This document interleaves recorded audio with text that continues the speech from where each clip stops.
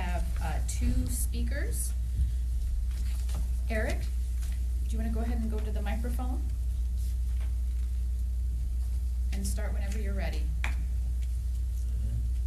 My name is Eric Gaitan. Thank you for having me here. It was a good thing that you guys let me come back to school. I've been doing good. I've been doing my work, and I've been thankful and thank God for everything. Thank you. All right, is it Chantel?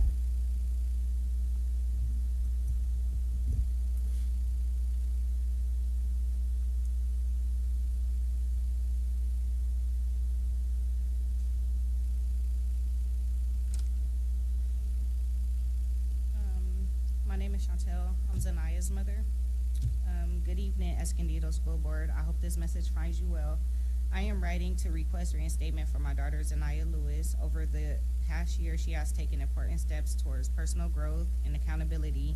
During her time away from the district, she has successfully completed counseling and participated in outside support programs focused on behavior, emotional regulation, and positive decision making. This period has been a time of reflection and maturity for her, and I have seen meaningful progress in her coping skills and commitment to her education. Our goal is to have her return to a structured academic environment where she can continue her full, consistent education. We believe she is ready to re-enter the school with a renewed mindset and a stronger support system in place. Thank you for your time and consideration. Thank you very much. We will now adjourn to closed session when we return at, oh, sorry, there's one more? Oh, that's okay, absolutely.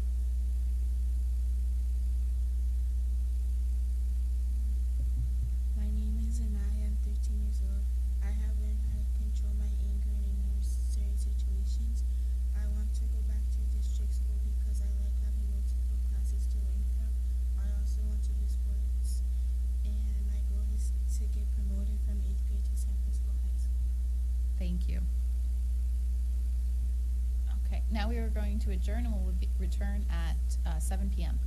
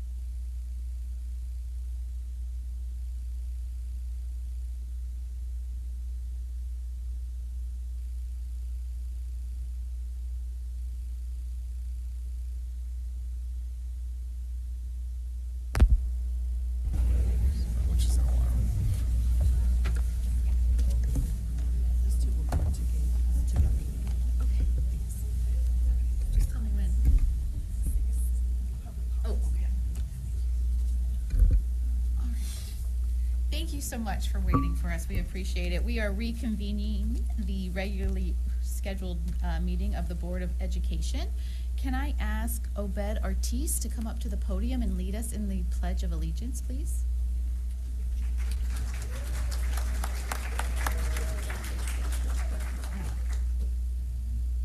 All right, please stand up.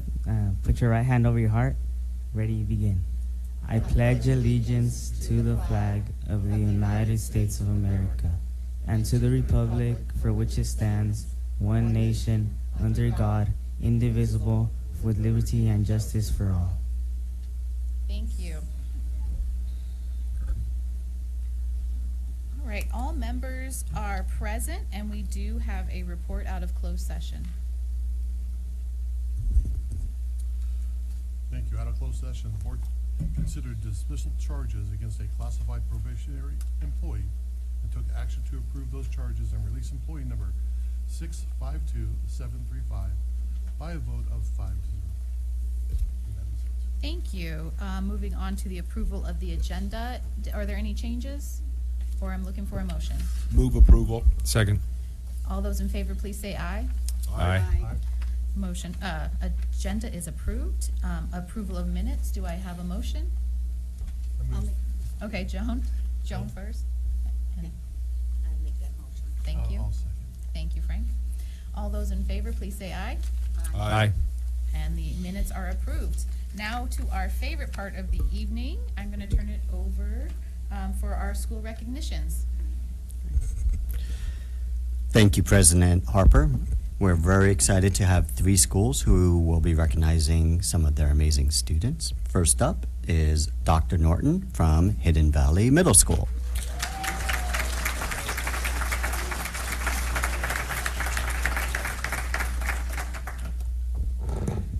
To move it up quite a bit. So good evening, President Harper and members of the school board, Dr. Ibarra, Mr. McGuire, and cabinet members. Thank you so much for the opportunity to highlight Hidden Valley Middle School and most importantly, our students tonight. So Hidden Valley Middle School serves as a lead demonstration school site in partnership with LCC and the California Collaborative for Educational Excellence, working alongside the California Department of Education. This partnership has positioned Hidden Valley as an emerging model for learner-centered redesign and allows the work happening in our classrooms to directly inform the state level of learning, guidance, and best practices. This evening, I'd like to take a few moments to share what that work looks like in practice and how our students experience learning every day through the following highlights.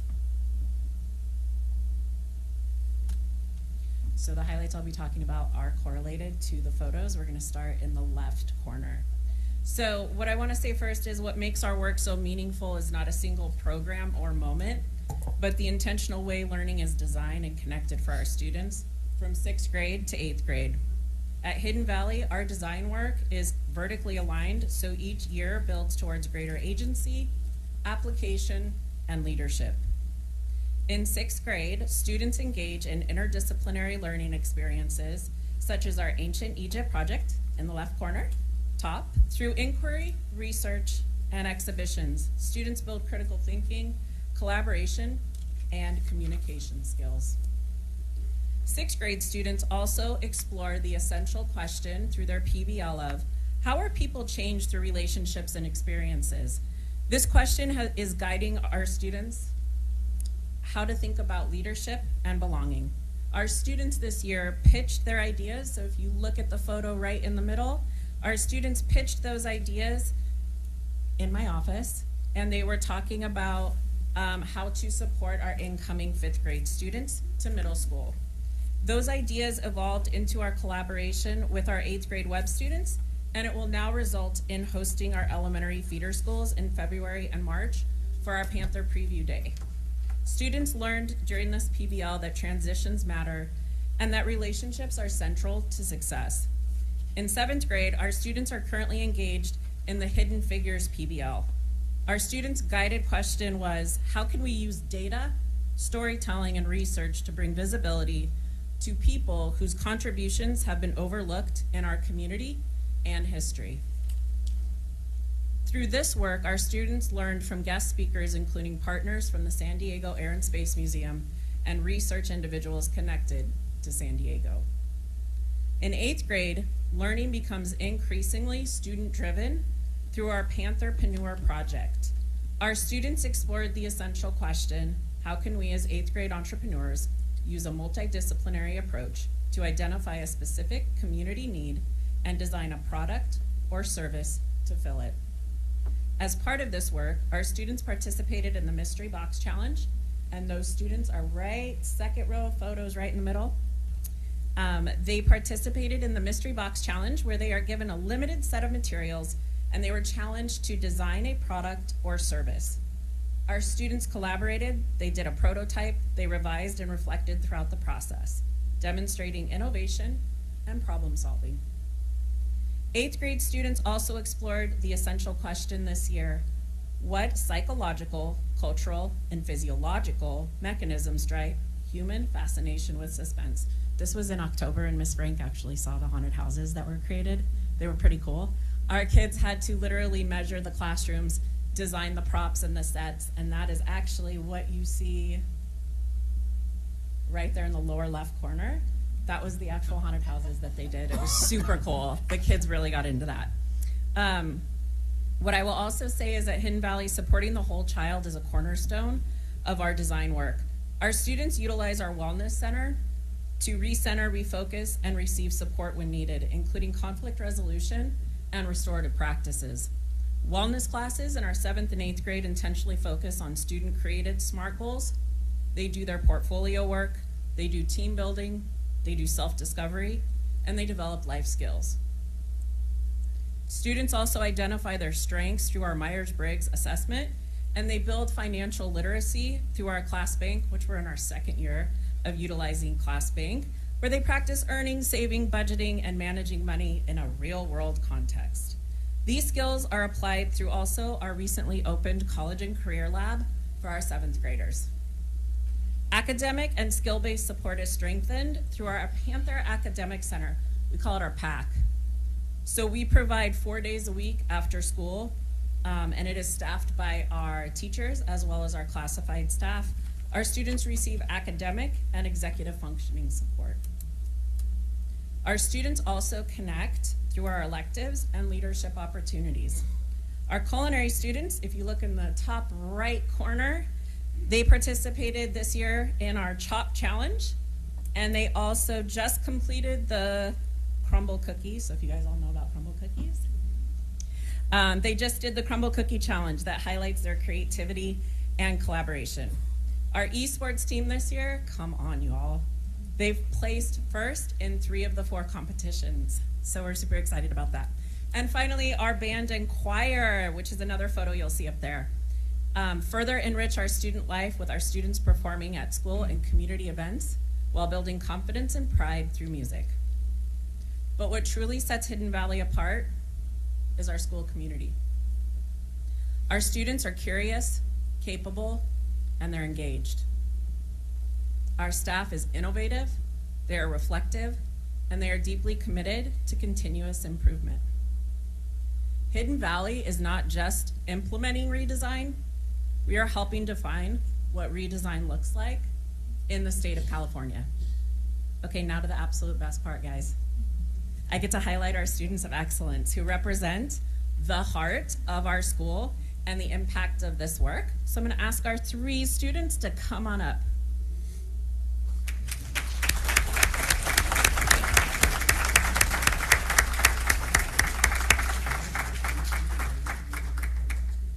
And parents, you're probably gonna wanna have your cameras ready. We're gonna start with 6th grade. So, Azaria Edwards. Azaria is a prime example of the culture of our school. She is safe, she is respectful and responsible at school, both in terms of academics and with her social interactions. She is helpful to others, she participates in class, and she is a leader worth following. She has wonderful relationships with not only the adults in her life, but she also cares deeply about her peers. She pushes herself to be on top of her work and displays a strong understanding of the material at hand. is our 6th grade Student of Excellence Award. Good job.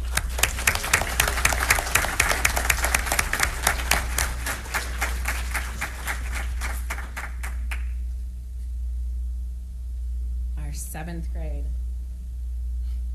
Esteban Quintero Cornell. Esteban demonstrates outstanding effort, responsibility, and a positive attitude towards learning. He takes pride in his work, he treats others with respect, and he is always willing to help his classmates. Esteban's character and dedication make him a positive role model within our school community.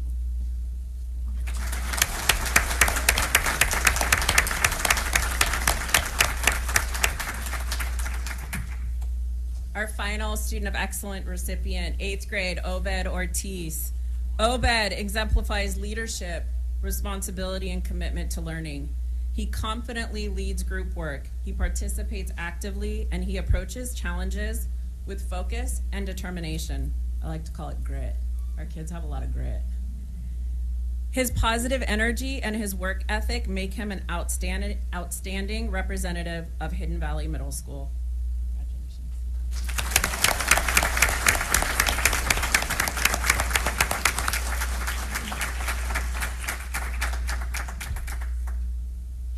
Take a couple pictures for us, and you parents, staff, anybody get closer for some pictures of yourself. Over here.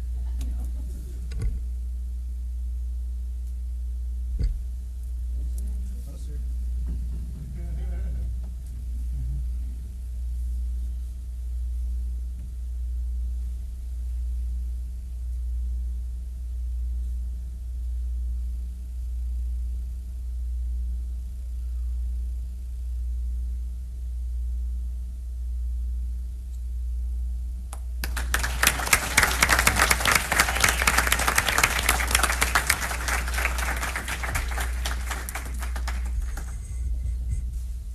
Thank you. Thank you, Hidden Valley. Next up is Juniper Elementary.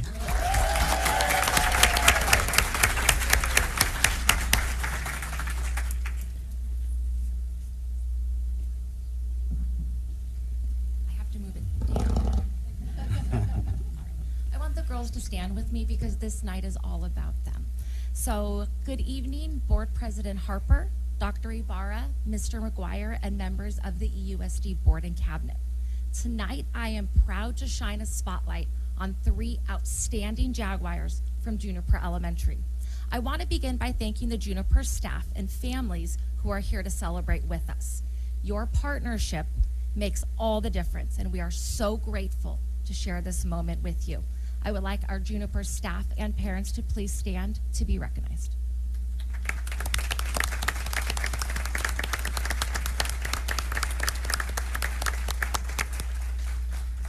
Thank you. At Juniper, curiosity, connection, and community are at the heart of everything we do. This year, we began an exciting journey to redesign our school to better prepare our students for the world ahead. By grounding our work in the EUSD learner profiles, teachers are creating more meaningful, equitable, and impactful learning experiences, and we're already seeing the results in classrooms across our campus. One of our favorite examples is Jungle Time, when students come together in cross-grade levels to build empathy, collaboration, and communication.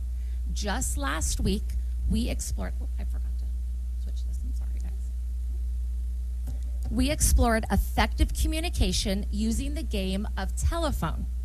In my own jungle, after a few giggles and a lot of retries, the final message made it through loud and clear.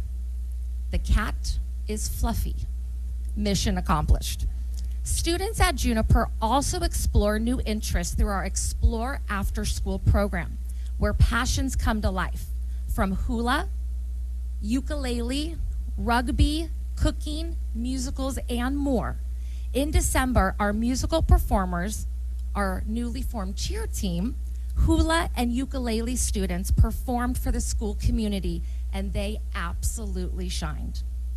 As a proud community school, Juniper partners closely with families and the Escondido community through our family nights, literacy support, rock and roll to school with our Escondido Police Department and our brand new wellness room, the Jaguar Retreat, where it's a place to pause and relax. We're supporting the social emotional well-being of every one of our students, and we cannot wait to welcome all of you to our campus to see it.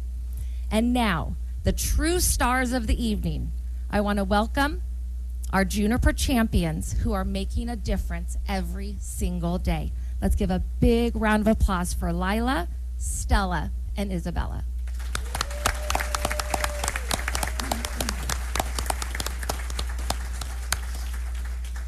And they didn't tell me tonight was all blue, so they look snazzy though. All right, we are going to start with Lila Rodriguez.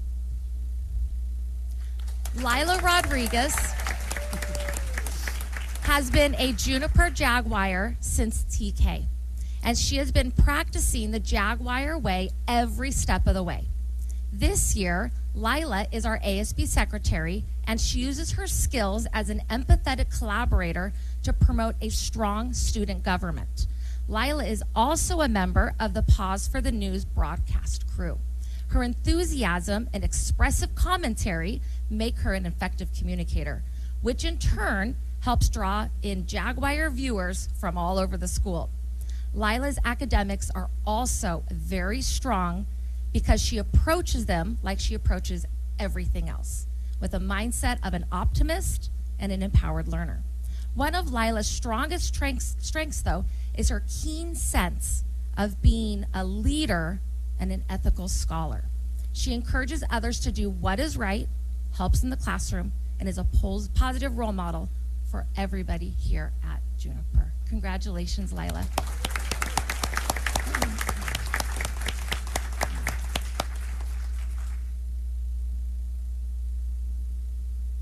Our next Juniper champion is Stella Morantine. Stella has also been a Juniper Jaguar since TK. Do you want to go join Lila? Each year, she has been a shining example of an empathetic collaborator as she eagerly volunteers to work with her peers, both in and out of the classroom.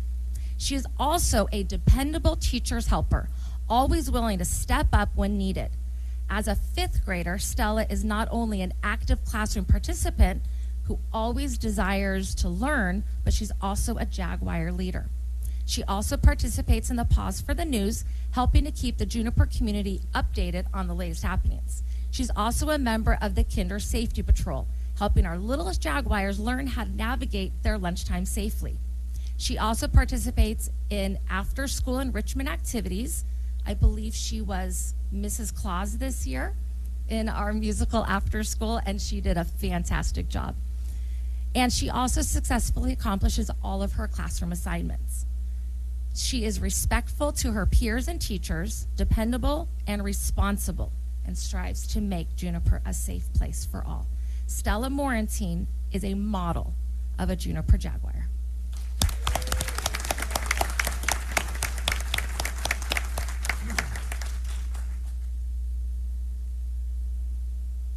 All right, and standing next to me is Isabella Gutierrez. Isabella Gutierrez is an excellent leader who is highly involved in the school community, showcasing her leadership as an effective communicator, stepping up as a captain for our safety patrol team, and also a newscaster for Pause for the News. It's a pretty impactful Pause for the News. As an empowered learner, she actively participates in class discussions, school activities, and group projects, and her enthusiasm is contagious. She always has a smile on her face. She takes responsibility for her learning, being an ethical scholar. She completes her assignments with care and sets a positive example for everyone around her. Her willingness to work well with her partners exhibits the empathetic collaborator in her, and she contributes positively to the classroom and school community. She values ideas that are different than hers. She brings a light and a love for learning to our class and community, and we are so lucky to have a Jaguar like Isabella. Congratulations, girls.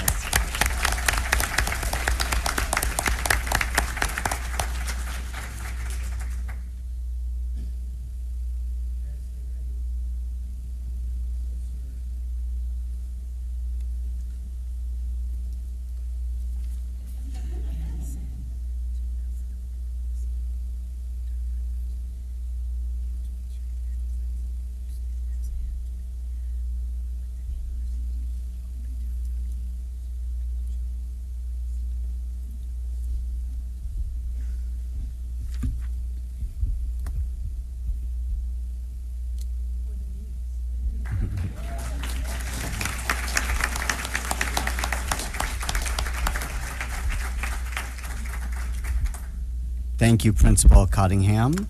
Next up is Pioneer Elementary.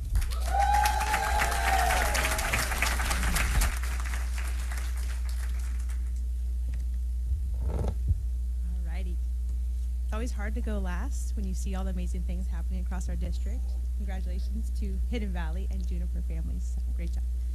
All right, my name is Elise Jimenez. I am the proud principal at Pioneer Elementary, and I would like to start by thanking President Harper, board members, Dr. Ibarra, Andy, as well as Cabinet, for allowing me to come today and speak to you regarding some of the amazing things happening at our school and highlighting 3 students that deserve this special recognition. We're really excited today.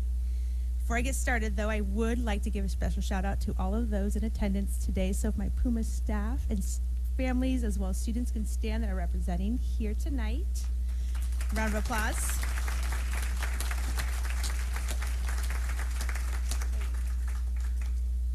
We appreciate you coming out to support us all. So thank you. All right, and now I'd like to welcome 3 amazing students that make Pioneer such a special place. So if I can please have Melissa Duran, come on up, Ms. Carla Sanchez, and Emmanuel Vidal Covacin.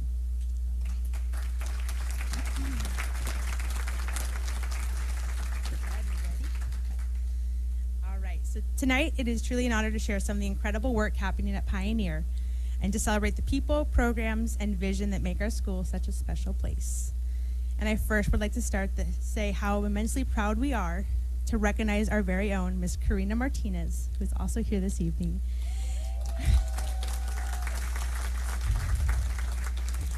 Who was named California State Teacher of the Year. This is an extraordinary honor, not only for Karina, but for Pioneer, our district, and now the entire state of California.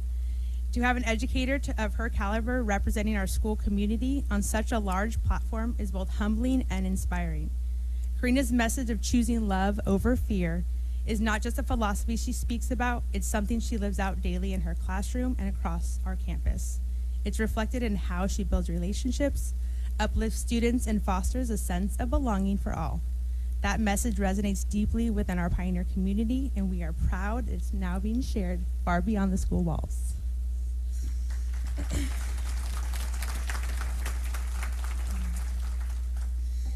And in addition to celebrating excellence in teaching, we are also thrilled by the continued growth of our After School Explorer program.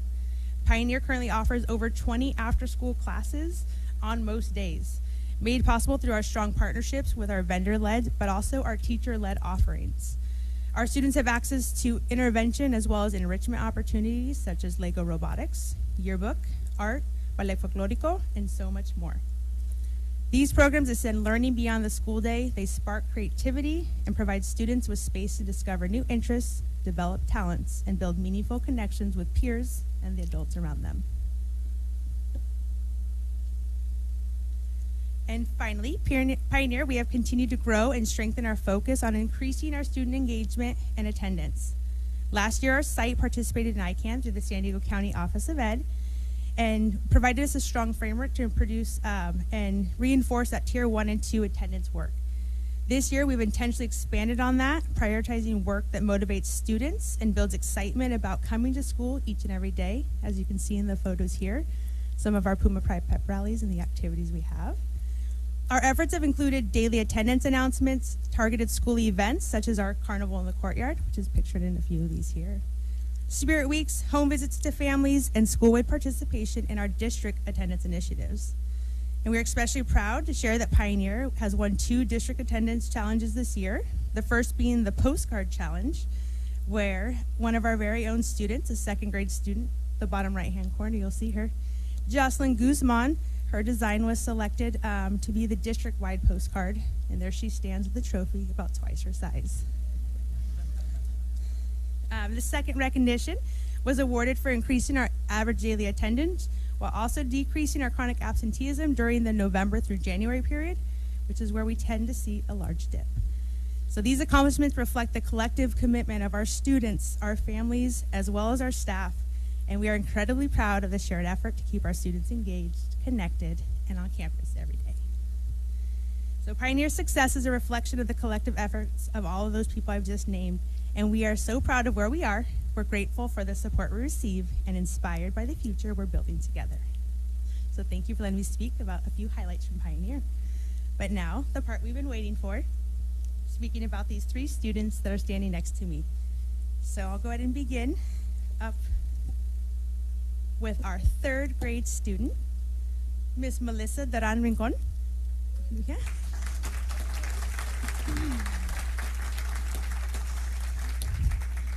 Melissa is a 3rd grade student in Miss Morales' class, who is also here tonight. Melissa Daran Rincon continues to excel academically in both English and Spanish as part of our DLP program.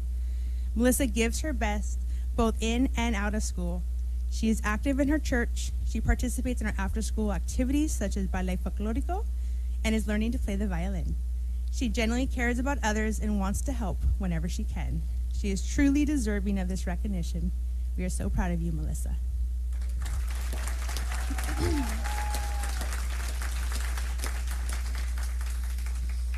Alrighty, and next up is our 4th grade student, Miss Carla Sanchez from Miss Britt's class.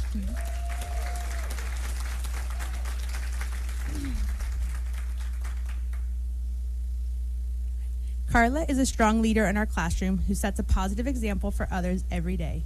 She works hard, sets goals for herself, and stays focused as she works to achieve them. Outside of the classroom, Carla selflessly helps others and shows kindness wherever she goes. She also has a love for reading and proudly has the most AR points in the class. Her dedication and caring attitude make her a role model to her peers, and that is why she was selected as our 4th grade recipient. Congratulations, Carla.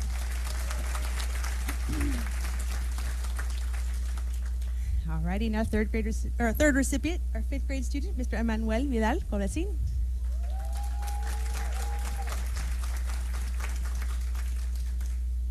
All right. So it is a pleasure to recognize Emmanuel Vidal Covesin, a student who consistently demonstrates responsibility, kindness, and dedication. He approaches learning with curiosity and perseverance, setting a positive example for his peers. Manuel earned the highest I-Ready math score at Pioneer Elementary, and his strong performance in math secured him a spot on this year's STEM team. Can't wait to see you in WinCon. Emmanuel also represented Pioneer as a member of the first LEGO League, where he showcased strong problem-solving skills, creativity, and teamwork during the county-wide competition. He was a key part of that team with his collaborative spirit with his teammates. And beyond academics, Emmanuel is a well-rounded student who enjoys reading and playing soccer. Since moving from Argentina and attending school in the United States for the first time in 4th grade, he has accomplished so much in such a short time. His academic success, leadership, and positive character make him a true pride of our school. Congratulations, Emmanuel.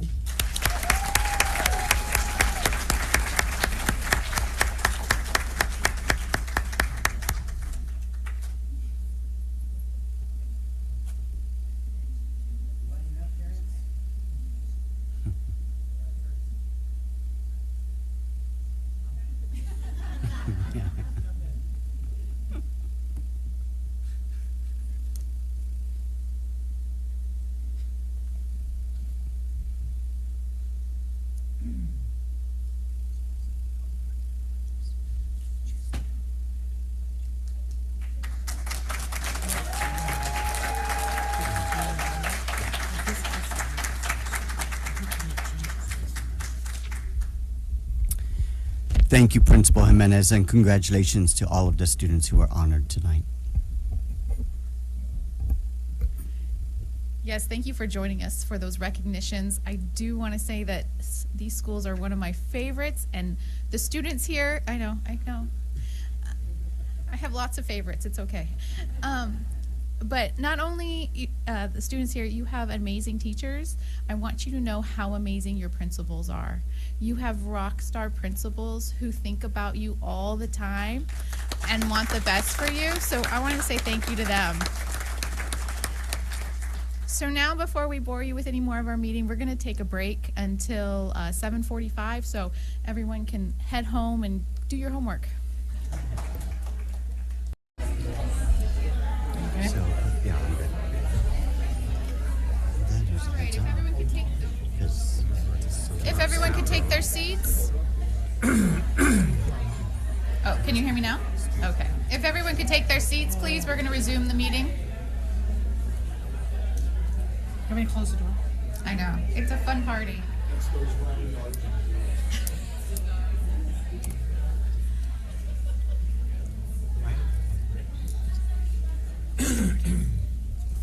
All right.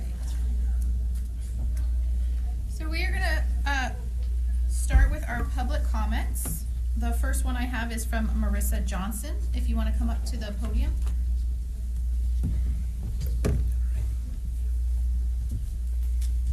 Good evening, school board and cabinet. I was here to talk about the immigration enforcement activity in our community recently. So many of us in the community have been very concerned with the activity taking place throughout Escondido. But last year, parents remember that USD was more communicative about how schools could and would protect students. This year, we haven't heard very much communication. While you can't control the ICE activity in our community, schools are the bedrock of our community. They're the center for families to connect with each other, as well as providing a sense of safety for all students. Many of us parents feel completely helpless, but have a desire to help any impacted families. We were wanting to know if the school district could connect us with resources or organizations where we can support any impacted families. We could deliver groceries, walk students to school, anything we can do to support our students and families during this troubling time. Thank you for your time.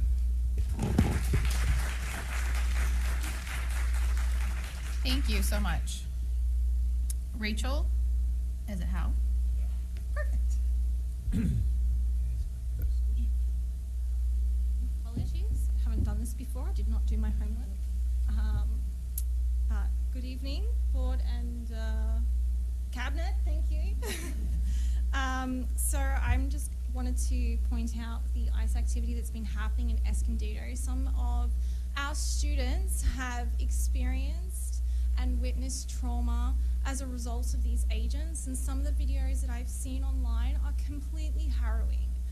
I would like to know if our students have access to counselling through the school system, and if they do, can we please have that communicated so that our families that have been affected have access to this? That's the only question that I had. Thanks, guys. I can answer that really quickly. Yes, every one of our schools have a qualified social worker on campus. They also is a family liaison on every one of our campuses that connect any families to resources and all those. And we're also putting resources up on our website that's connecting families to any type of resources. Front office also has, there's little cards on there where families can get access to resources. And it's the parent behind you that spoke first. What school are you from? Perfect, thank you. Thank you. And I think they want to go together, these two. So is it Jarman and Eleanor? I'm saying incorrectly. I'm terrible with names, so I apologize. Jasmine? Okay, thank you.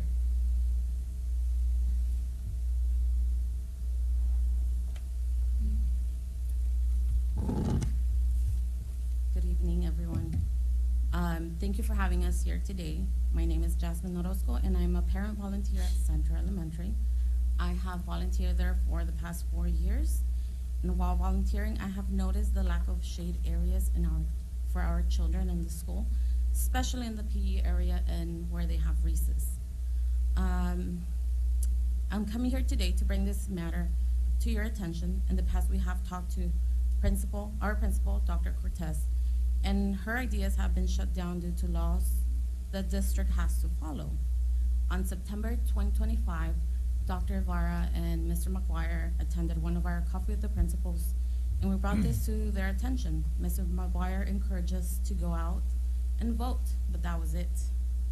As of today, February 5th, 2026, we still have no shade nor a timeline of a shade. At this point, it's not a want, but a need. Our kids need shaded areas for their safety. Escondido gets hot, especially during the summer, and we have to avoid getting them for them getting dehydrated or experiencing any heat exhaustion. I understand there are budgets and protocols you guys have to follow. I ask for you to keep the children's well-being in mind as a priority and that you help improve the children's experience at Central Elementary. Thank you.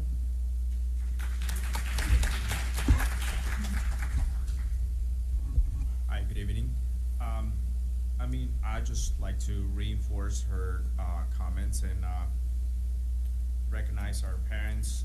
If you guys can stand up, we all came together from Escondido Central School Elementary. That is just a matter that we're worried about our kids. We've seen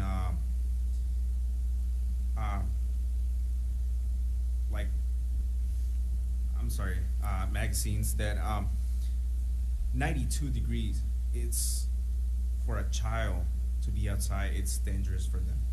And we currently have a asphalt pavement in our school, and it gets even hotter in there. So please take this into your consideration to please help us out. And of course, with the help with our principal, so hopefully we can get something out of you guys. Thank you.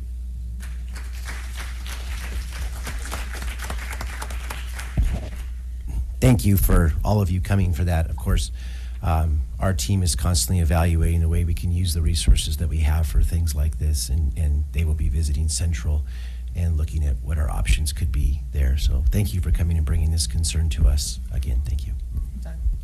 And Mr. McGuire, thank you for taking their concern very seriously. For anyone who doesn't know Central School, I think what they're referring to is 4th Avenue that cuts through the middle of the school. It's still asphalted, and it does get extremely hot, and there is, at this time, virtually no shade on the campus and a very dated play structure. So I hope that as we're looking at priorities, that will be one of them that we're looking at. Thank you so much for your concern. Thank you. And again, I apologize if I say your name wrong. Socorro? Oh.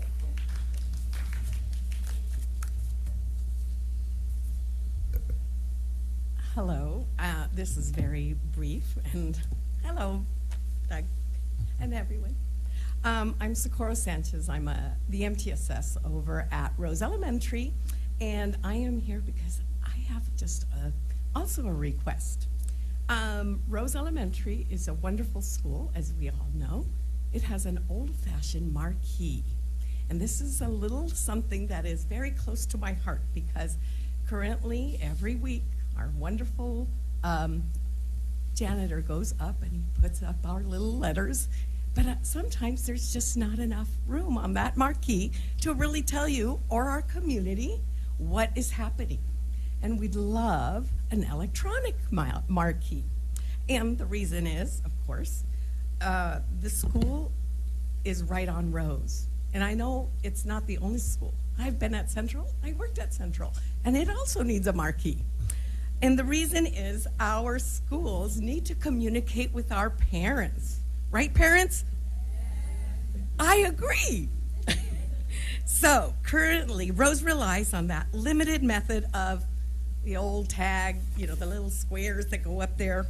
But electronic marquees would significantly improve our ability to communicate timely, clear, and consistent messages to our families who pass by our campus daily.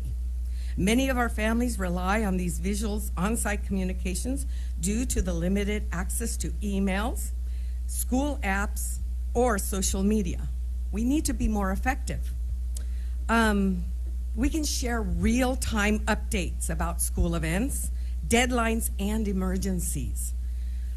They promote attendance and positive behavior, school spirit initiatives, and they can highlight student achievements right then and there. We could also strengthen our family engagement by increasing awareness of our school activities, improving our school safety and safety, drills, closures, and urgent events. All these things are vital. So please take into consideration not just Rose, but Central too, and so many of our other schools that truly it would be so beneficial for each and every one of our schools to have something like that. Thank you.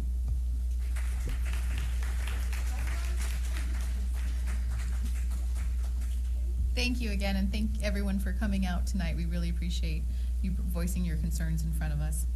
CSEA, do you have anything to say today that you didn't already say? Within 3 minutes?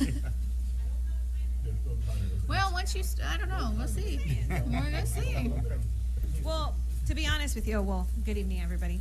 My name is Noemi. For those in the room, my name is Noemi. I am the CSEA president. This is my 3rd year, so I think I'm getting pretty comfortable in the spot. So if anybody wants to make me past president, let me know. And this is why. They tell me, like, do you have things to say? I was like, that's fine.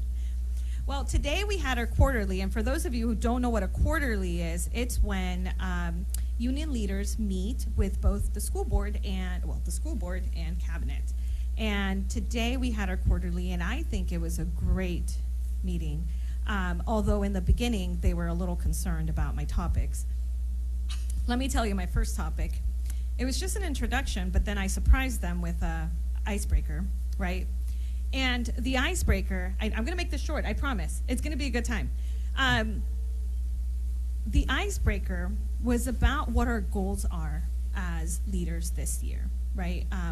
We were setting our goals for what is it that we want to work on. And something I shared with Dr. Barr just recently is, because many a times we set goals for you, right, in our minds. We go like, this should be your goal.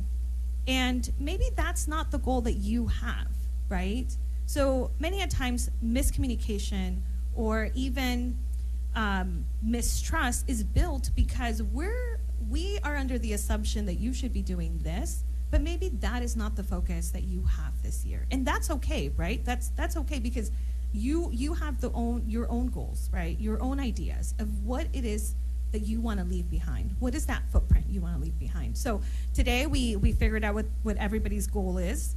And so now we're clear, right? And now we're going to help you get those goals met. So we're going to bring it up again. I won't tell you what their goals are. It's going to be a surprise. We'll do it at the next one. But the other thing that we talked about was communication.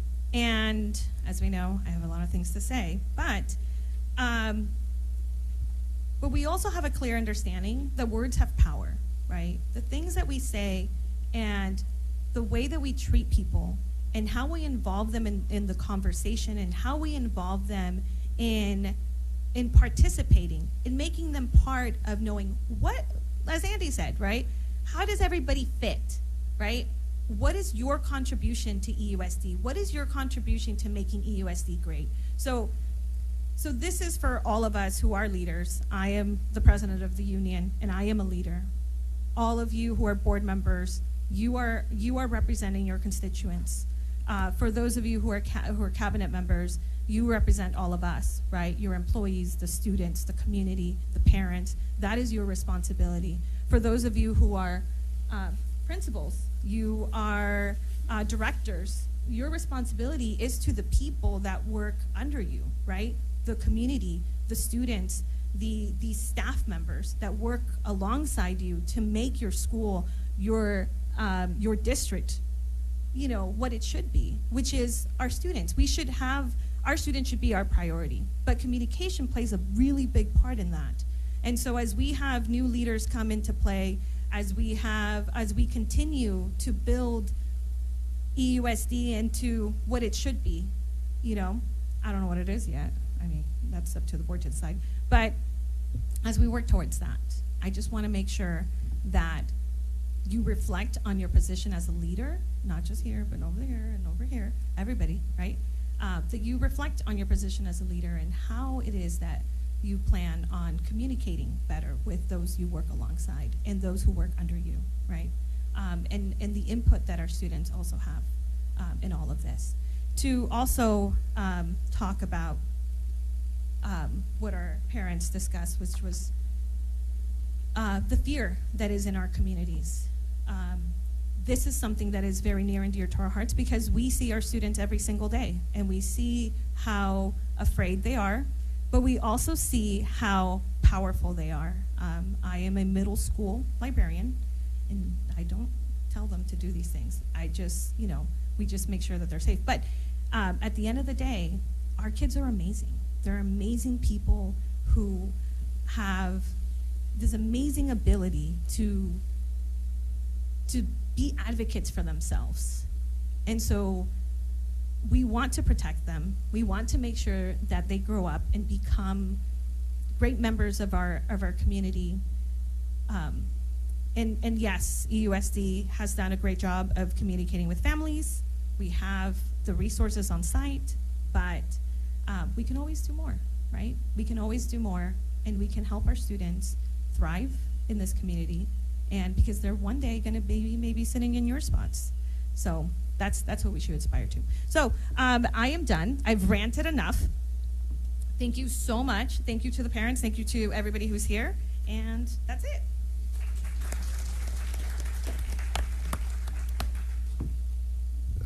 Thank you. Triple EA?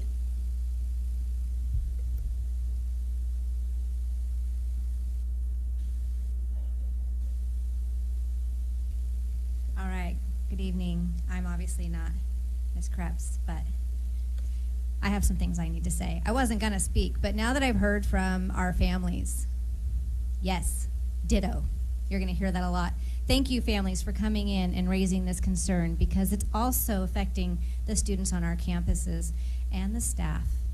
We don't know what the perspective is. We don't know what our rights are. We don't know because it hasn't been communicated to us directly. We have a lot of staff members who question. So let's make a clear statement and put it out into our community. Thank you. Just a reminder that this affects our students, and we have an attendance concern. I wonder how much of this is feeding that, because we can't build our attendance until we build the safety of our families and our staff to come to schools.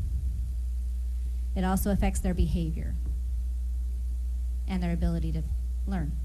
So what is this all about? Oh yeah, it's all about students, right? We're here to educate and help students. That's why we all come to this district, right?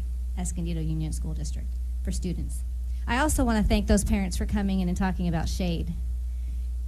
You know where I'm going with this, right? Yeah, it's every site. Every site. And I'm going to take a moment of personal privilege right now. I've had 3 things shaved off my face. I've had 4 punch biopsies, and I've had a mole removed today. Okay, this is a concern that you need to be thinking about for the children's perspectives. It doesn't matter if they wear a hat or sunscreen when they leave their house. They're with us for quite a few hours. That sunscreen has to be reapplied. Try doing that with TK. K. Yeah. And I don't even think we can. We're not supposed to be touching children, right? Yeah. So what are we going to do about this? I'm asking you because you're the ones that need to make the decision. You have control of the money. Where are we going to get this shade? Because we need it. And a couple of you already know what I'm talking about. I'm from Orange Glen, and we need it too. All right, so I beg district personnel to check all sites for adequate shade. Yeah. I'm not blaming you for my cancer, but I am going to blame you for children that don't get it covered. Give them coverage. All right, I have another ditto. I was under the impression that all schools were going to be provided electronic marquees. Equitability. Let's make it happen. Thank you.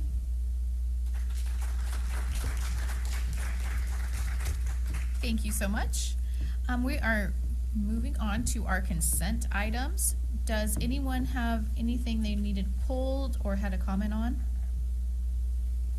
Nope. Then I'm looking for a motion for approval of the consent agenda. I'll make a motion as presented. I'll second. And I also would like to comment on one. Oh, you go ahead. So we have a second, so you can go ahead and comment. It's Will you pull your mic down?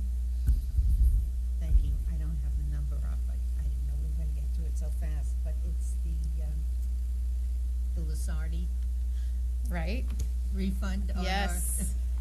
Usually when you see a change order, It's the other way. increasing it to the maximum that's allowed. It's the first time I've seen a rebate in such a large amount, coming in on time and under budget. That's right. So, thank you. Thanks to our great staff who supported that and had their pencils out and legal eye. Way to save money.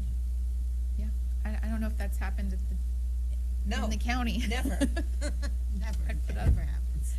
All right, any other comments? So if you all are in favor of the consent agenda, please say aye. Aye. Okay, it passes. Thank you so much. Now on to our presentation of our mid-year LCAP data review.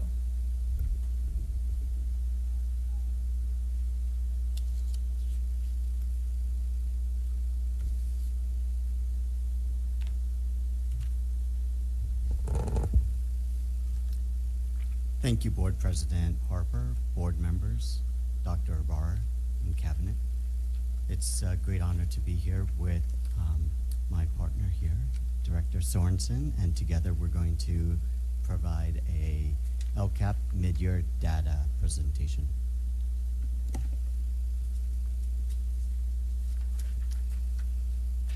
This presentation will include an overview of the mid-year data, including the iReady data, as well as our updates on suspension, expulsion, and attendance. And then we'll talk about next steps, and we'll have a special presentation by one of our amazing principals to talk about how Felicita Elementary and the principal and the staff work together to actually put this data into action. So with that said, I'm going to call up Director Sorensen to get us started.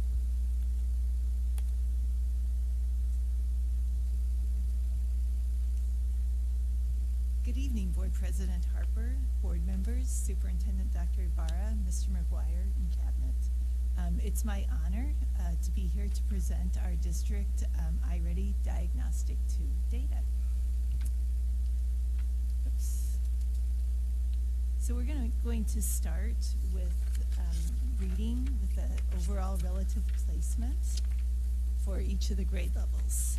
As a reminder, overall relative placement refers to a student's performance on the diagnostic assessment in relation to their current grade level and the standards for that grade.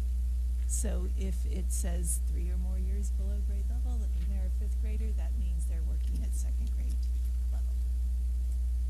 So as we look at this data, you can see that there is, as we progress through the grade level, there is definitely an increase in the red. However, one thing that we can celebrate is if you look at the green and the blue, 4th through 8th grade, it's very stable. Usually when you see data like this, as you progress through the grades, the green and the blue decrease as the red increases. So that's definitely a celebration with this reading data. Okay, the next slide is a year-over-year comparison for each of the grade levels, comparing 24-25 Diagnostic 2 to 25-26 Diagnostic 2 for our elementary schools. The overall year-over-year gain for all students scoring at mid or above grade level declined by less than half a percentage point. There was, however, a gain of 3.30 percentage points in the number of students scoring at early on grade level, the green. So blue was fairly flat, but green increased a bit. When we look at the grade levels, there was significant growth in kindergarten year over year and a slight gain in the number of 5th grade students scoring at early on grade level. 5th grade also had a significant decline in the percentage of students scoring in the orange and the red. So 5th grade did very well overall. Then if we move on to the comparison with our middle school grades, overall middle school had a 1.86 point year-over-year decline in the number of students at mid or above grade level. The percentage of students in the red remained the same.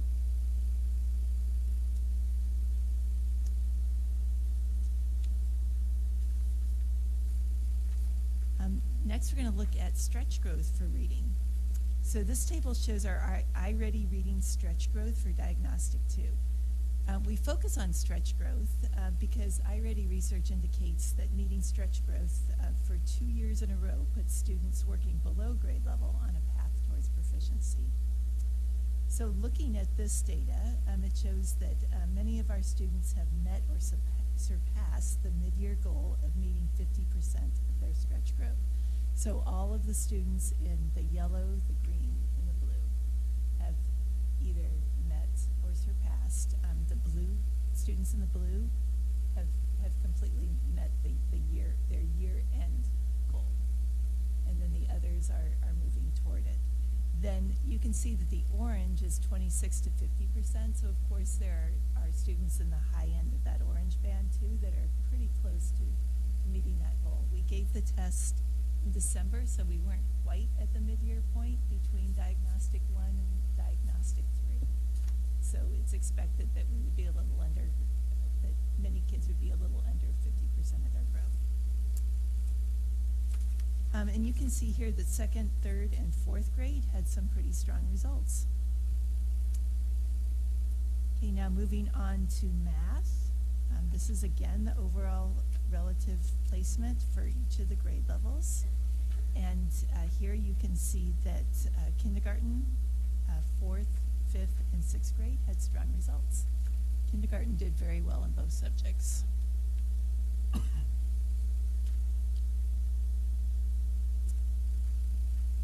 Then if we move on to our year-to-year comparison of elementary, overall there was about half a percentage point increase in the percentage of students scoring at mid or above grade level, and kindergarten and 5th grade showed strong year-over-year growth.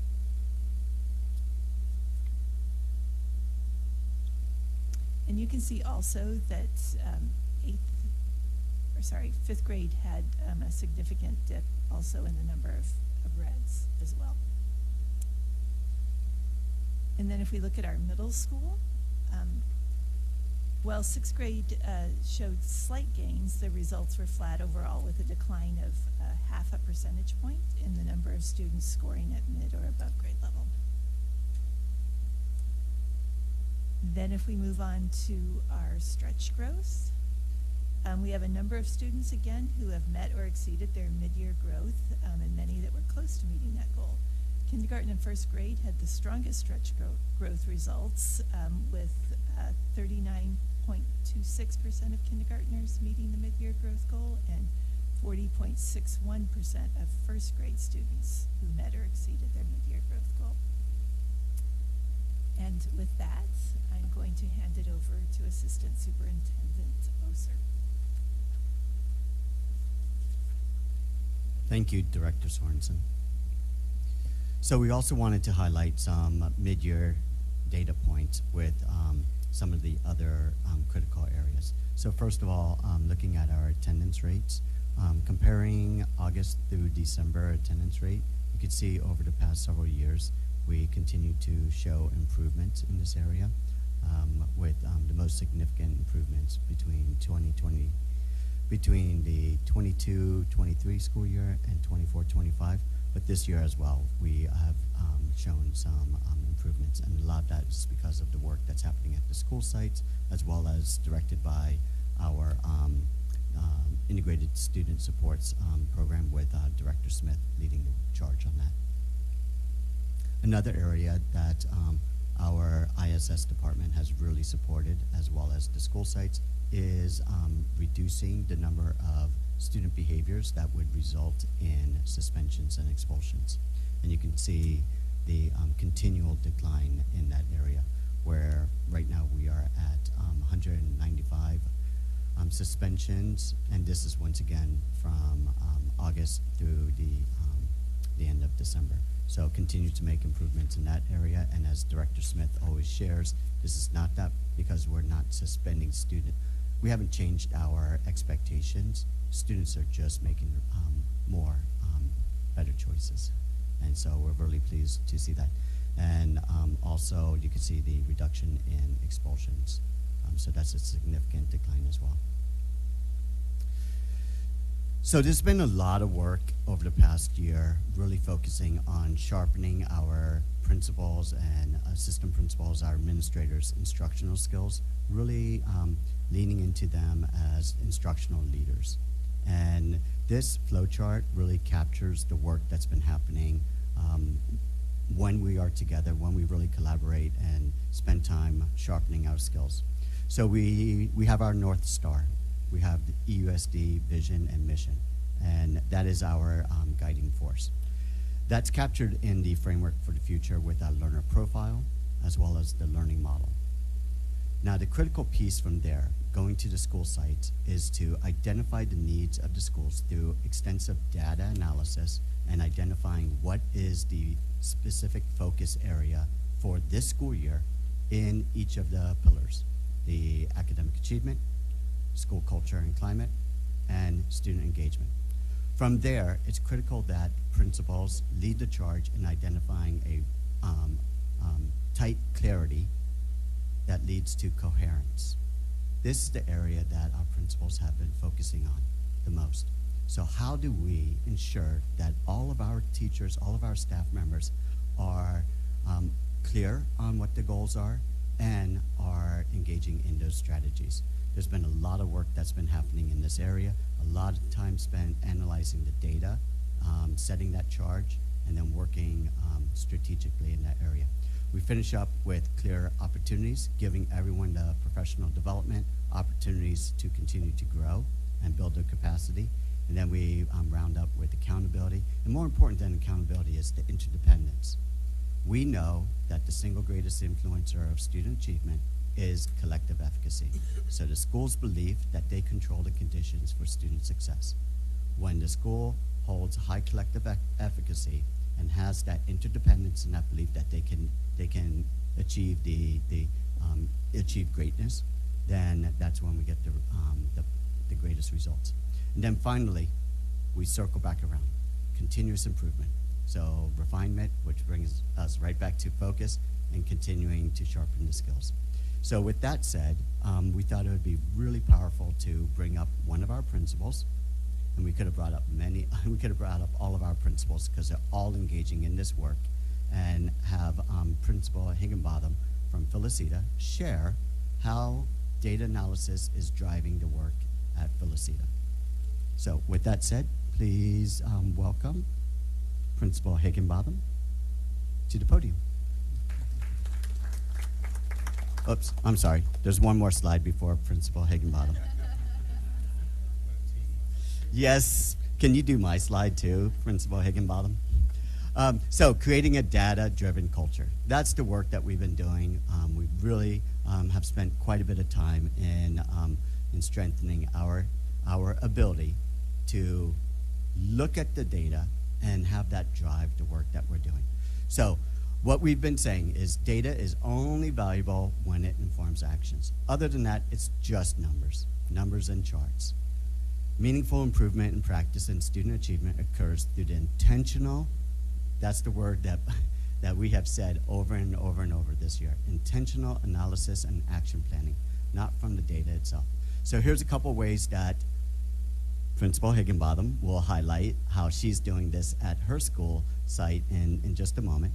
But some of the specific actions have been focus of every leadership meeting. Probably about 95% of our time together has been in this area.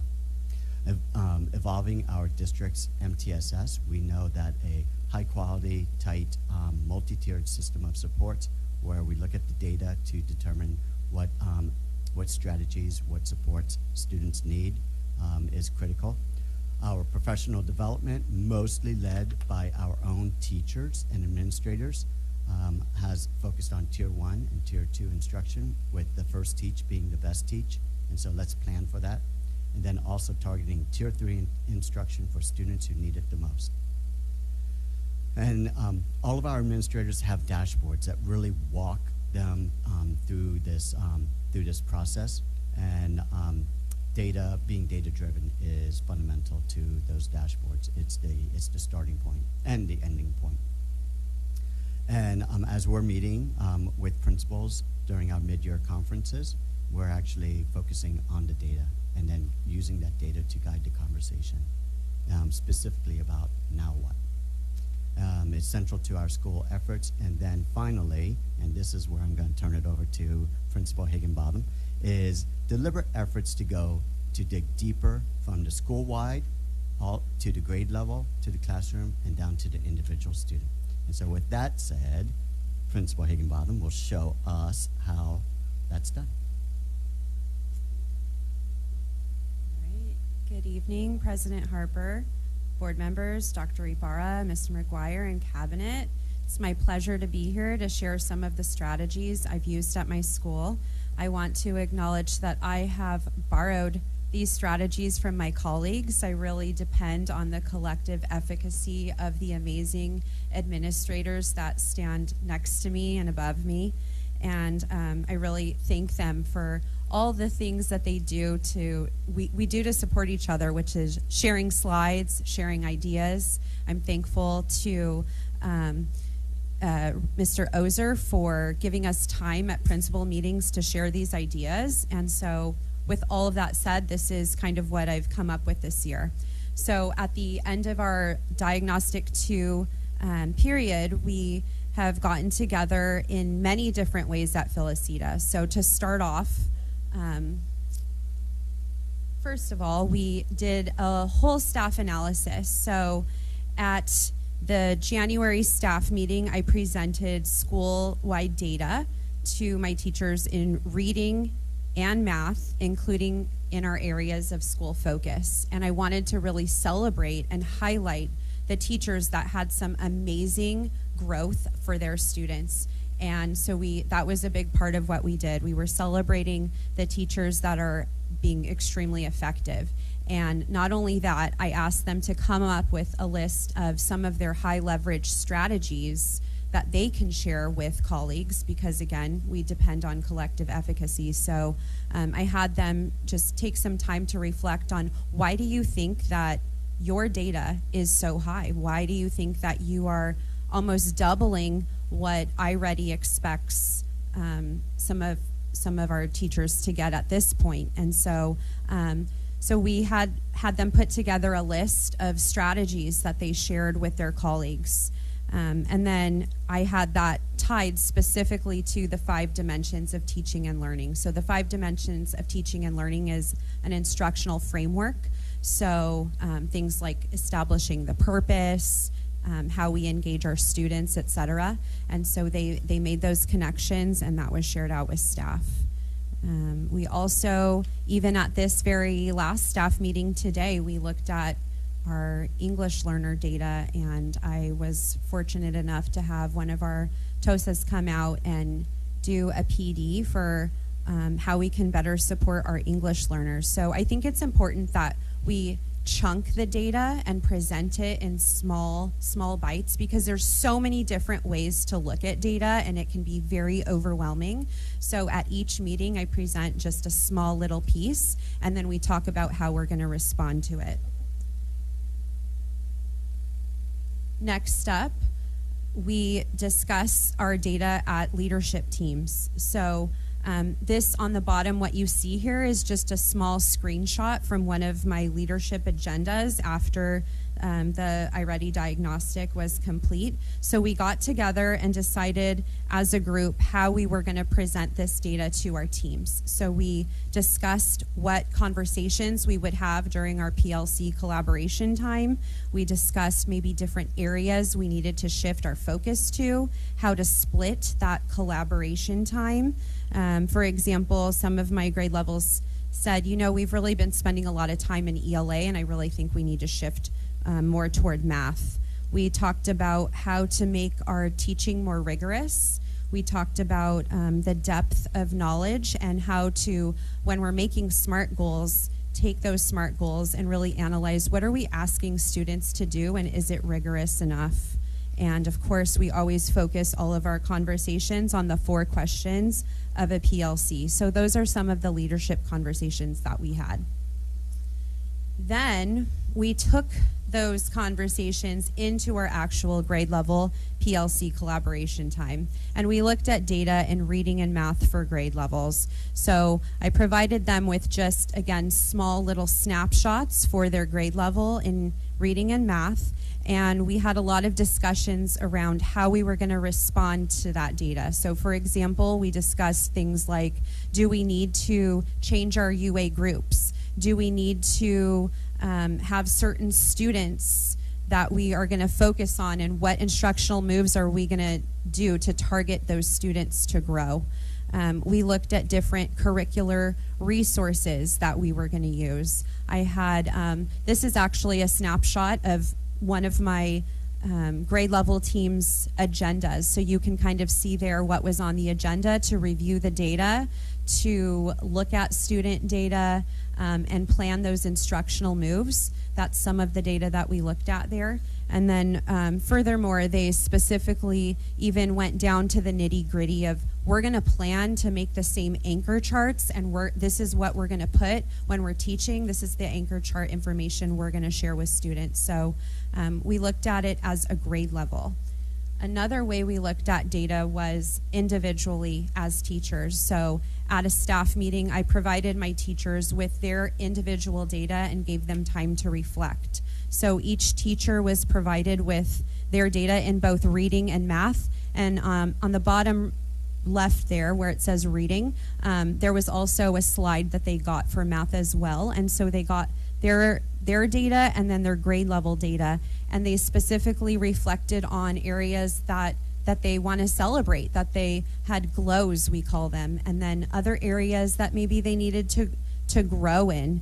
I had them take some time to pick certain focal students. So what students they wanted to really narrow in on for the rest of the year, whether it be a student who didn't make as much growth as they thought they should have, or maybe it was a student who was right on the cusp of achieving proficiency. So they picked focal students and had time to reflect on what different instructional moves that they were going to make. So we know what we've been doing and what it has produced thus far. So if we want different data, what are we going to do that's different? Maybe we're going to pull a certain band of students an extra day for UA. Maybe we're going to, again, increase the rigor of some of the things that we're asking our students to do. So we had teachers, classroom teachers, reflect on that data, and also I wanted to thought partner with the staff members who are not classroom teachers, but again, drawing on collective efficacy, wanted to focus on all of the people who bring value to our school. So people like our social worker, our psychologist, some of our SPED department, our speech pathologists, and I presented them with our school data and asked them to be a thought partner in what they believed we should focus on and what our next moves should be. So each teacher and staff member had time to reflect individually. Then I had them bring their reflection to me, and we had data chats. So I had a data chat with all of my teachers one-on-one, and we looked over their reflection and talked about their focal students. And for that particular data that I gave them at the staff meeting, we looked at stretch growth. And then when we were in the data chat with me, we looked at typical growth. There's so many different types of growth we can look at.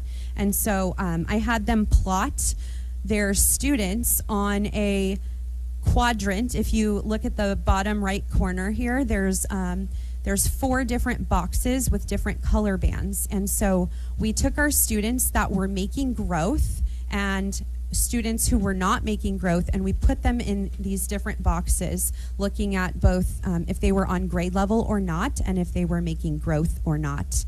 And then through a training that I was able to receive at the principal meeting from iReady, we were provided some of these resources and templates already built in for us. So I was able to get some ideas that I could take back to my teachers that were already built in. So if you look at that left bottom corner now, so if you look, there's a purple band at the top. So if your student fell in that purple box, those are some strategies that you can look at to meet the needs of those learners. If your students fell in the turquoise box, those are some strategies that you can use. So it's really quick and easy strategies. So during these conversations, they reflected on what strategies that they can choose from this menu, as well as what wasn't on the menu, and what instructional moves that together we came up with to see how we were going to move these kids in the last stretch here of the year. So some of those ideas included things like having data chats with our own students, which brings me to how we present our data at the student level. So teachers were conducting data chats with students. They, for example, plotted their progress on graphs. The bottom left here, that's a first grade example where they're charting their growth. The middle is an example from one of my SAI teachers that how she has data chats with her students.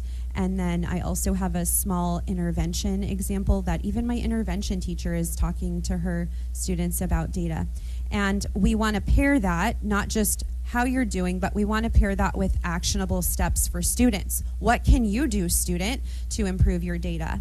And so one of the things you see there, I know it's like super small, but there's a piece of paper with a bunch of snowflakes. And so that's a fourth grade example of a teacher who had data chats and said, you know, every time you pass an iReady lesson at 80% or more, you're going to color in this snowflake.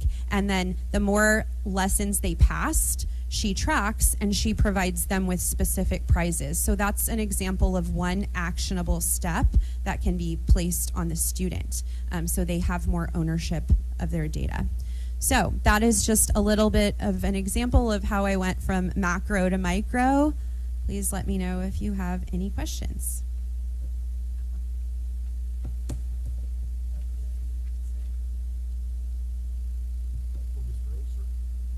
Not yet.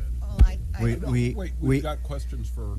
I was jumping the gun before. Now Mrs. Principal Higginbotham was jumping the gun and jumped over my last slide.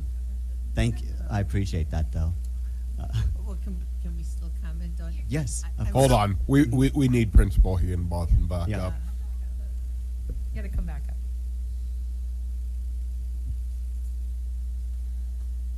Go ahead, Joan. Well, I don't know, Doug, if you want to say something, but I am so impressed, and especially involving the students. That is, I think, that will bring out the best in them when they are, and it turns into a competition kind of too with their fellow students when they get to color in a snowflake. So whatever works, but just letting them know how they're doing and putting it on that. Yeah. Great presentation. Thank you. And goal setting, right? Yeah. Yes, yes, thank you. When we started this, the iReady, it was we were kind of going, what's this going to look like several years down the road? And what you have done is amazing. I am so grateful that you and the principals are actually having the interaction with the teachers, sitting down, giving them time, giving them, hey, this is what's going on. How are we going to move forward? And we see the improvement overall that we've been hoping for, but the vigor and everything that you're doing with your school, I'm assuming all of the schools are doing it at the same level. And I can tell you, I'm really excited to see the next few years, to see how well this has progressed, because when we looked at iReady, it was like we can now focus on each student and we can pinpoint and then go from there. How are we going to teach individually for that student so that that student can then progress up? So I want to thank you so much. You guys are doing an incredible job. The teachers are doing an incredible job. I am very excited to see next year, because just based on this presentation, I can tell that things are going to get much better. And you guys are working your tail off. Thank you so much. I mean, thank you so much. Thank you. Anyone else? No, I do. I always do. Nice try. Sorry. No, I actually want to say I appreciate it as well, and I like that you are including other members, not just the teachers, in what ideas you can have. But this is a tremendous amount of work, and I know all the principals are taking this on because, I mean, I've seen your documents and charts you have to fill in for this to track it, and ideas, and you're updating it. So that is a tremendous amount of work that has been added, but I think you're seeing the payoff of that and seeing the school come together. I mean, your school is just humming with productivity, and really seeing that shift in focus of, you know, breaking it down for the teachers, so they can address, you know, what each student needs and really provide that to really see that stretch growth that we're looking for. So just again, thank you. We know all the principals are working really hard on this, and it's a big shift, and I'm glad you guys have each other to collaborate with. And I know you can't wait till summer comes. No, I'm just kidding. No, thank you. Thank you. Thank you. All right, back to me. So I want to thank Principal Higginbotham for being here. But as you said, Board President Harper, all 23 of our principals are working diligently in this area and really leading their staff. As I shared before, data is only as valuable when it. Data is only valuable when it informs action, and that's a perfect example of a school that's taking these numbers and these percents and putting them into action. And that's what's happening across the district. And so a shout out to Felicita, but a shout out to every single one of our 23 schools that's working diligently in this area. So in closing, continual growth. That's what we're all about. As I shared before, the flow chart, we get to refinement and we start all over and we build upon the success that we had. We double down on areas that need adjustment. And so that was so critical why we did the iReady assessment. We moved the iReady assessment to before winter break, because what that allowed was Director Sorensen over winter break, when everyone, you know, was cozying up with their blankets and everything, she was at the computer, and then her team over there putting all these data slides so that when principals came back on January 5th, they had the data, which then meant the principals turned around to January 8th, that first staff meeting, and put it into action. So quick turnaround. Thank you to the teachers for supporting that change, and thank you to the team for helping make that happen. So what you heard before, culture of intentionality, being very intentional. That's the work that's happening across the district at all of our schools.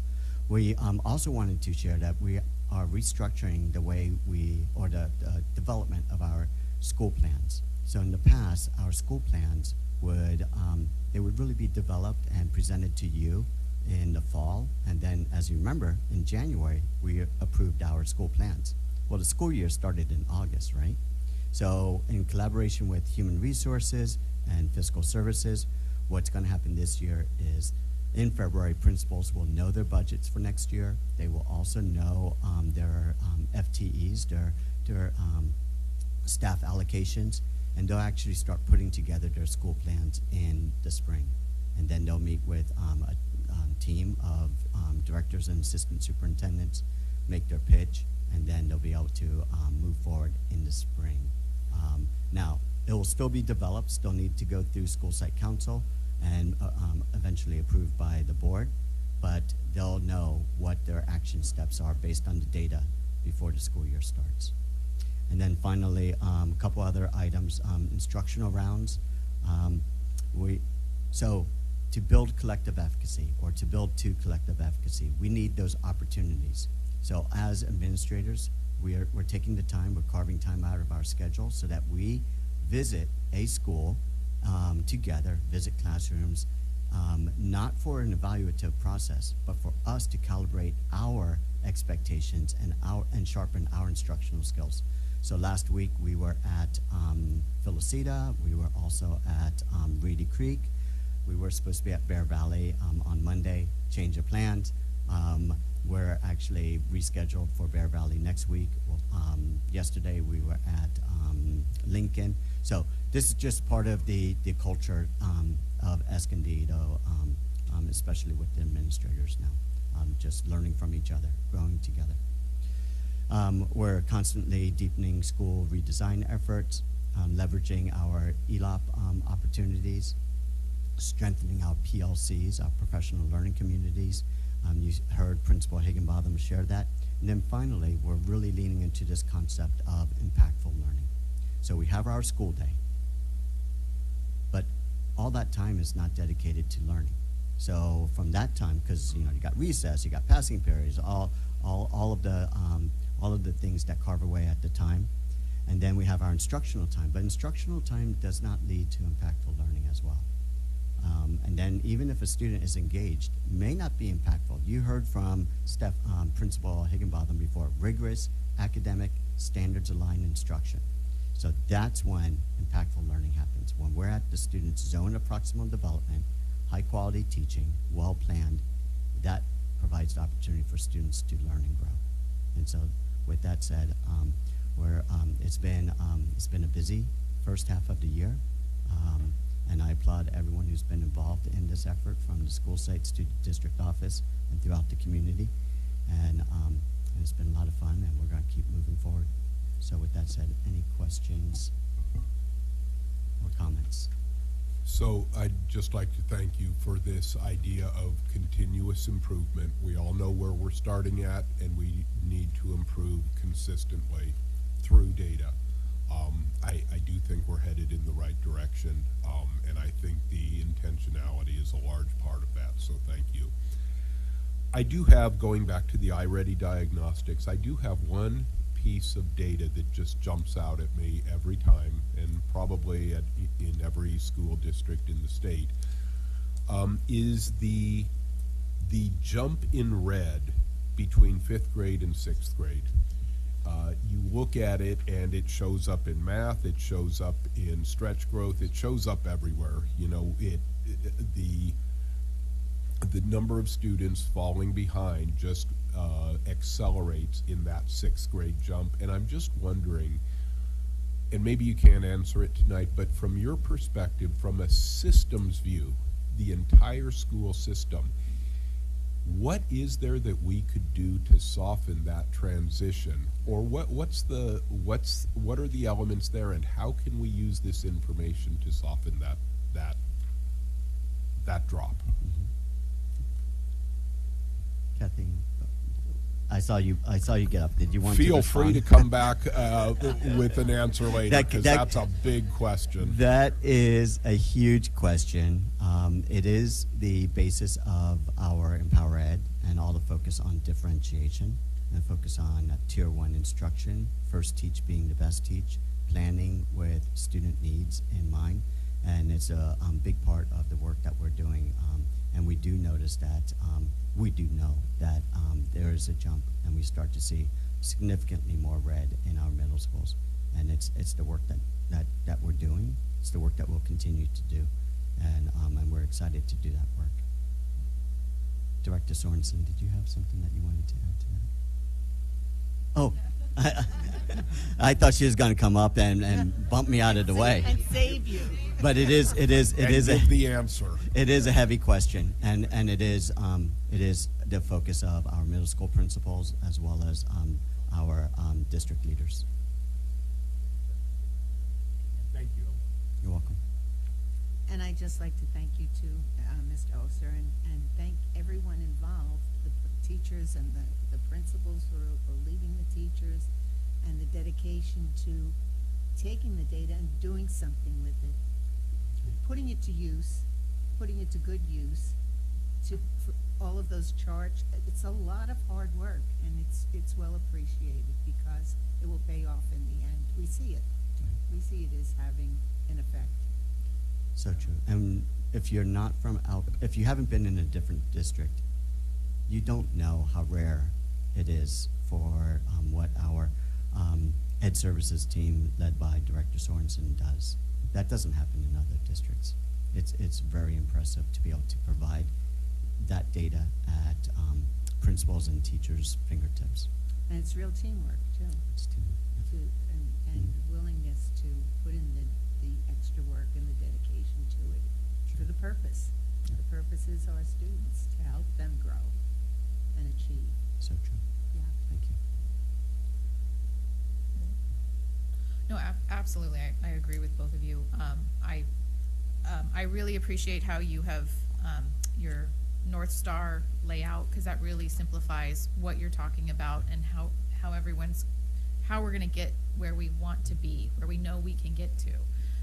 And then I appreciate, just so many good things about the data coming earlier, taking the test earlier so the data can come earlier, so they can actually use it in the classroom before March and April, and we're done, we're tested, we're moving on. And I appreciate you doing the instructional rounds as well, because we heard that from the MTSSs, we've heard that, from principals and teachers, they want to see what everyone else is doing, because you don't want to be in your bubble. So I appreciate you making an emphasis on that, because I think good things come out of that when you see your colleagues at work. So thank you so much for all of that. And again, Kathleen, thank you and your team.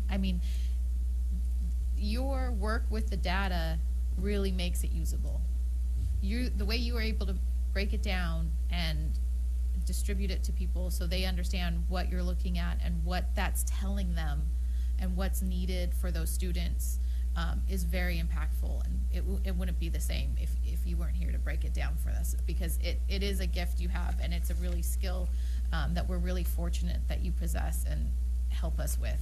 So the teachers and the principals aren't left with this sea of data to try to make sense of, and lose a lot of time and energy they would have to spend by working with it, and you provide that for them. So thank you and your team for doing that, because that's very important. So thank you. Anyone else? Okay. Thank you, Rick. Really, really appreciate it. You're welcome. Thank you. Thank you. Slow clap, is that what you're saying? All right, moving on to M1. Frank, do we have do you have a motion for us? Yes, I do.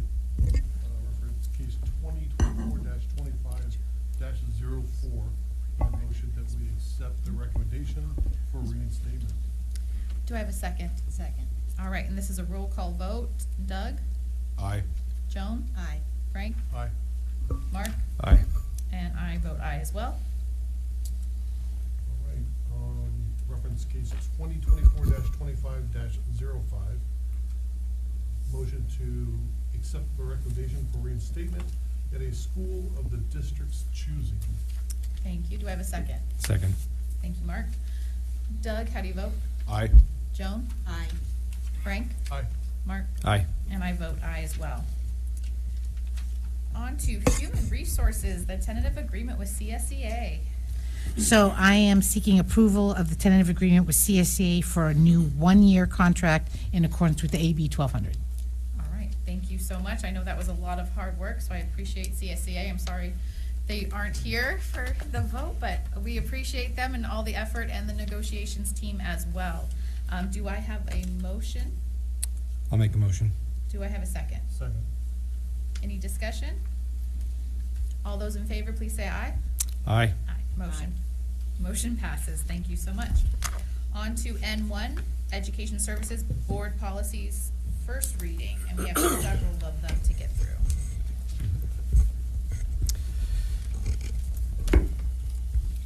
Thank you, Board President Harper. So the first one is the Comprehensive Safety Plan, and you can see that you have the documents in front of you. The Comprehensive Safety Plan, there's minor revisions to it, specifically speaking to the requirement to provide training. That's now being called out in the board policy. This is a recommendation from CSBA.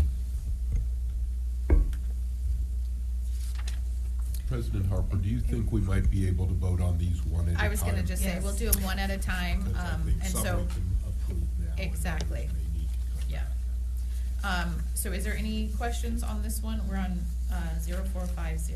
0450. I don't have a problem or a question with the board policy. The devil's always in the details when we look at the ARs. And so it's just one item and apparently we have no say over these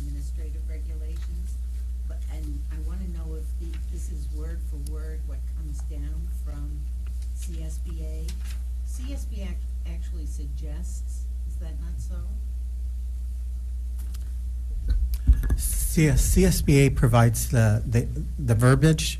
There are times when it says suggested or recommended, optional. So this one was extreme, these policies came down from CSBA as this is the verbiage that they're recommending to be able to comply with the new state laws that came down, I believe, over the summer, but we have till March 1st to adopt. And we have Yeah. one more board meeting. Yeah. But I just want to throw this out, and this is not my main focus of these policies, but it was just something that jumped out at me, and I remember the last time we had an administrative regulation that I didn't worry about, and it turned out we ended up in a lawsuit over the video that came out of the administrative regulation that, because of the verbiage in it. So, on AR 450, on page 3, and you gave us links to that in our Yeah. backup. So it was, page 3 of the administrative regulation. They're pulling it up, so take a minute to find it, Joan. Yeah, I've got to find it too. Yeah, so you're fine. Take your Okay, time. here it is.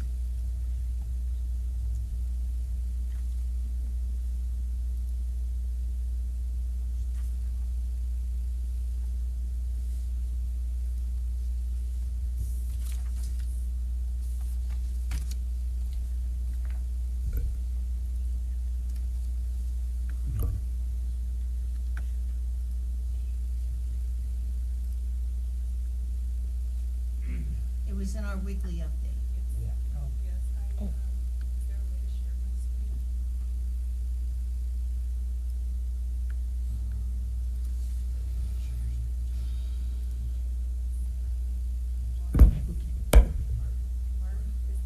Really? Maybe it's because I'm whispering. Is there a way to share my screen, like, on a different? Well, I can read it to you. Yes. Okay, it's on page 3, and it's just one item on page 3. And it's among the strategies for providing a safe environment. The CSSP may also include, and then it's number 4, curriculum that emphasizes prevention of violence and alternatives to violence, such as multicultural education and literacy. And so the rest of it is actually reasonable. Character, values, education, social and emotional learning, media analysis skills, conflict resolution, community service learning, and education related to the prevention of dating violence. All of that. What does multicultural education have to do with preventing violence? I talked about this last board meeting about unity of purpose, about getting together as one. What causes violence is when you have people who can't communicate with one another because they see themselves in separate silos, separate groups. That's the multiculturalism. So I don't know why that word is necessary. We talk about trigger words. For me, it's a trigger word. Is that the only? That's the only thing on that whole policy. Because the ARs don't get adopted, so we don't have to. I know, but they're there. Right, so we can go back, staff can go back and look at it. Yeah. And we can bring it back for further review. Well, it's Like, not even, we don't right. even get to approve. the Exactly, ARs. but we're more in control over the ARs than we are with the policies. Yeah. And I think what's imperative is the policy. Oh, yeah, I don't Is have the one. I think the policy is fine. Okay, so we'll go back and look at that particular verbiage and get rationale for that, and then we'll And have another. policies usually are fine because they come from the board, but it's how they're implemented. Correct. We'll go back and look at it and Sometimes kind of. we don't pay attention to. Right. And that's how we get in trouble. Okay, thank you. All right, any other comments on this one? Okay, a motion? Move approval of board policy 0450. And I'll second Okay, thank you, Joan. All those in favor, please say aye. Aye. It passes, it is approved. On to 1340, access to district records. Okay, and this is an old policy. Put in your mic, sorry. This is an old policy, and all we've done with this policy is strike a lot of references about first of all, I'd like to say something, because on reading these policies, and they're all required by law now, and they have to be passed by March 1st. And I have to say that our schools, Escondido schools, have never, to my knowledge, collected information on parents or children. Anyone comes to our district and applies to be a student, they are welcomed with open arms. We never inquire as to status of parents or children. So that's not even an issue. Never has been, and it is in our policy. The state has required us now to make a new policy entitled, the response to immigration enforcement. And so the verbiage that's being taken out of the existing policy is being put into a new policy. So, and I call this virtue signaling, to say, look what we're doing to help you. We've always protected the privacy of our students and our parents. That's never been an issue. The safest place our students can be is in our schools. We don't allow people to come onto campus or to access student records. The only problem I have with, which number? We're on 1340. 1340. Access to district records. Access to district records. No, I know, but, I mean, they're all tied together. Yeah.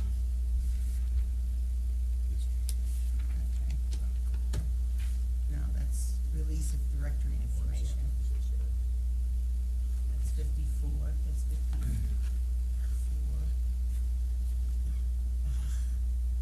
Here it is. No, that one. That's the one. That one. Access to district records.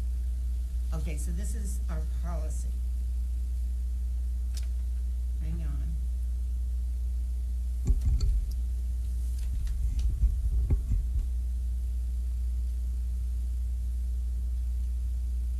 This is the old one. Yes? This is, I think, just public records request. So. Okay, so there's nothing wrong with this. Okay, so on 1340, we're okay with the 1340, which is, this is the public records request. Okay, so, can I just move to approve Okay, policy, board policy 1340? Right. Access to district records. Yes. Second. Thank you, Mark. All those in favor? Aye. Okay, it is approved. Okay, so now we're talking about 1445, the response to immigration enforcement.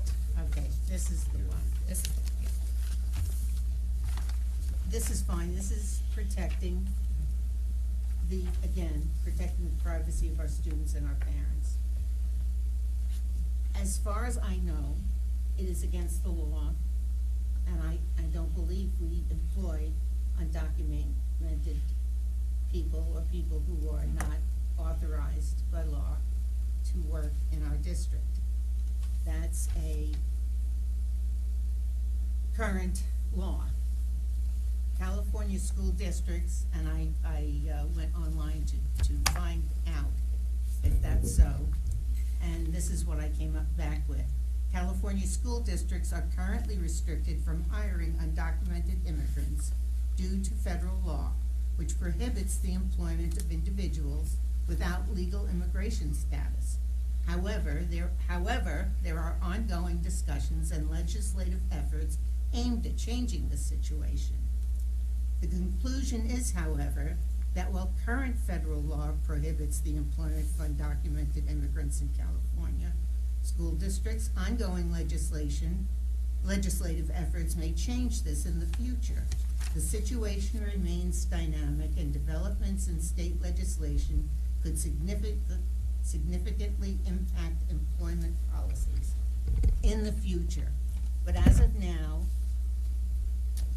we do not employ undocumented people. So the fact that in response to immigration enforcement, we have a line on the first page of the, Number 2. this is the policy, this is the actual policy. Yes. The personnel records of any district employee, personal information of any district employee as defined in civil code, the following civil code, or any other confidential employee information is not to be disclosed or accessed. That line belongs in the privacy, in the one we just, access to district records. That should be in access to district records. That shouldn't be in our policy because it implicitly implies that we would willingly harbor or hire or employ undocumented persons not legally authorized to work in the United States or in our school district.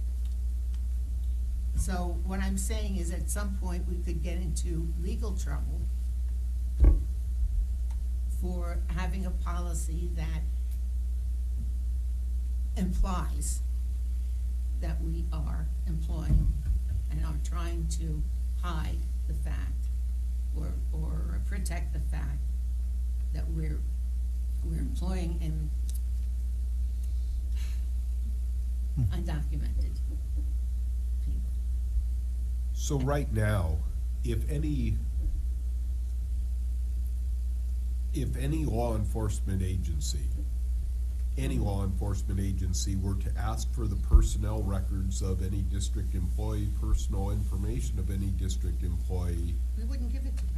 we wouldn't get, so we're just restating the law and restating current policy. Yes, but under the heading of response to immigration enforcement. No, I got it. I'm just saying that. That doesn't necessarily change anything that we're, I'm sorry, I didn't mean to interrupt. I'm sorry. Oh, yeah. Doesn't change the practices that we already have. It has changed the heading, moved it to a new heading, of course, but it would require a judicial warrant for us to turn over any records of any kind. It's not something that we would ever give to somebody without that. Or it's required by state or federal law. But do you understand what I'm saying? I'm saying that they've created a new policy Yes. to say, we're going to protect our undocumented students and parents, and that's not ever been an issue. We don't ask. Right. We wouldn't know. We have no record of that. Right, we have no record of it. And by the same token, we, by law, know that we do not employ, so why would that be under immigration enforcement? Why couldn't it stay under records, that where it belongs, under access to personnel records? And that would just be all of these policies, this batch of them is a part of that, the new California state law that's requiring us to make these changes. Yes, and they also required us to something that got us into, got the district sued, and we're still under that lawsuit. Because the state of California is defying federal law. But I've always been I always follow the rules. I always try to follow the rules, and I think we should too. And every district in the state of California is required to adopt these policies. Well, somebody's gonna bring a lawsuit. You know that. So these were drafted by CSBA, yes. attorneys. Yes, in alignment with the new California state law. Joan, you're absolutely right. I mean, that's what they're trying to make us do, and with the virtual signing, yes. And then also at the same time, I think we also are trying to remind our families and our students that the schools, just like you said, are a safe place for them. We don't care what your status is. We are here to teach you and to love you and make you a great person. Yes, and that's our never, goal. never been an issue. Exactly, because that's what our focus is. And that's what we could be stressing every day. Yeah. And I That's think what it should And along with that, the effort to put it under this title is so that it's easily searchable, where you could say, okay, what are the protections? Because people are worried about this. But you're right, and they're like, we can find it over here. And I you don't can have find a it over problem there. with that, So, you know, pulling it out and saying, okay, look, this is how we're protecting you, Yeah. even though we always have. But Yes. again, we can't protect people that we're not allowed to employ. That shouldn't be an issue. And these policies are, every district in California has to pass them. We have always protected our students, their families, people that come to our schools. We don't collect these records. It's never been allowed to collect those records. But there's 1,100 school districts in California, and I can't speak for all of them. I can speak for us. You're speaking for us. These are not a change to our practice. Right. But everybody has to adopt these. Perhaps somebody hasn't been as eager to protect their community as we have. Okay. We can go ahead, and I understand the pressure that we're under from the state, but you will not hold it against me if I can vote against this particular one based on absolutely. principle. Oh, no, absolutely. Absolutely. Again, Joan, you're right. We're working to protect our students and our families and our employees. And they, you know, this is just paperwork. It doesn't change what we do and how what we stand for in this district. Okay. Anyone else? That's what it was. It was in the administrative regulations for the access to district records that protected our employee district records. That was taken out of the administrative regulations. Well, we can add that, but we. No, could- that's again, just as. But they as could add it Lisa back said. in, but they could add that back in. Well, what difference does it make? We're not taking it out of this. I mean, either way, they're still protected, even though we don't have the records they would be looking for. Yeah. Because we don't keep those records. And we don't Okay. ask for those. Oh, no. Yeah. As far, like I said, this policy is fine. No, I get what Except you're for saying. the fact that Except for 3B. we're implying that we're breaking the law. And so, with understanding of the objection to item 3B, I'll move approval of policy 1445. Thank you, Frank, for a second. All those in favor, please say aye. Aye. All those opposed? No. Thank you so much. On to 5125, student records. Any discussion on this one? No? Oh, sorry.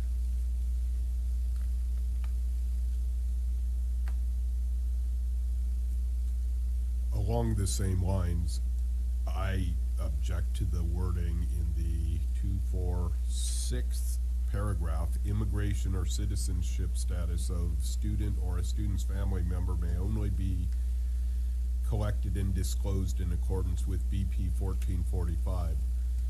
It's like we don't do that. There's nowhere on our forms to do that. Why are we saying we'll only do it, even though that 1445 prohibits us from doing it?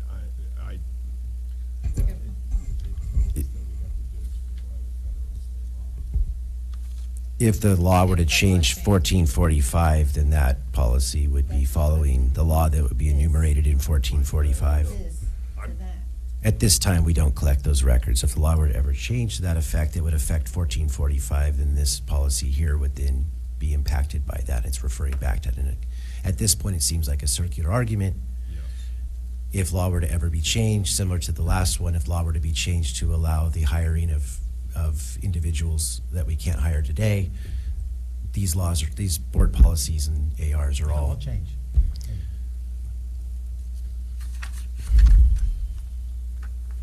All right. Doug, is that, okay. So do I have a motion for 5125? Motion to approve 5125 student records. Thank you, Frank. Do I have a second? Second. Mark, thank you for the second. All those in favor, please say aye. Aye. All those opposed?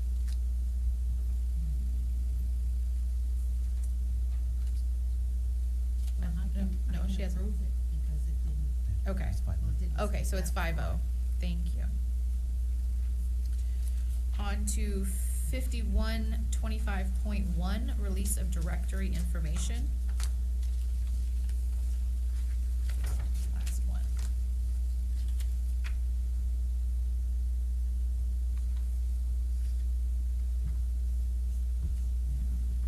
Any comments on this one?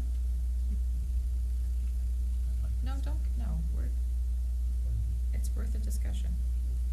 What is the directory information that we're discussing here? What is a student directory? Just a listing of information about identifying information about our students, like kind of listed in here, email addresses, unless student's name, address, things of that nature. College and prospective employers, including military recruiters, shall have access to directory information. Military recruiters shall have access to student's name, address, email address, and telephone number, unless the student's parent or guardian, or if they're 18, has requested that information not be released. So this is more targeted to high schools. Yeah, we don't have military recruiters in our middle schools at this time. All right. Here it's the administrative regulation. Yeah, it's fine. Okay. Do I have a motion? I'll make a motion. Thank you, Mark. Do I have a second? I'll second. Thank you, Frank. All those in favor, please say aye. Aye. Thank you. Motion passes 5-0. Thank you. I think that was the last one, right? All right. Thank you so much. Now, Doug, I'm going to start with you for board members' reports. Okay, so I have had the pleasure of attending several meetings, mostly in the last week here, starting off with the Special Education Council, which I was supposed to be at and not NETS, and just a really good discussion on retention of personnel. How do we not just recruit the best personnel to fill our special education spots, but how do we retain them, both classified and certificated over the long term? What are the factors that are forcing special education personnel across the state out early in their careers, and how can we address that? And it's just a fantastic discussion. Also got to attend the council PTA, where we heard from, we had 2 board members and the mayor. So we were able to field a great many questions, and our PTAs are so well organized, every school with a PTA or a PTSO. I just can't say enough about the council PTA and how they bring together the schools and encourage them to work with their schools to enrich the education of everybody. Again, just really fantastic. Also attended DLAC last week, I guess, right? DLAC, and that was another very, very good meeting that led to our visiting Central School on Friday and missing the jogathon, because, as I say, I only run when someone's chasing me, and I don't get chased very often anymore. And so I was able to talk with the parents there as well, and they had done just a fantastic job with their jogathon, showing the real power of our PTAs. And I wanted to shout out to Miss Cortez that the relationship she has with her parents is pretty outstanding. Just want to remind everybody about the Escondido Education Foundation gala and fundraiser tomorrow night. If you're not able to attend, it's okay. We will take your credit card number and we will run that credit card for any amount you want. We are a full service organization, just hoping to see everybody there.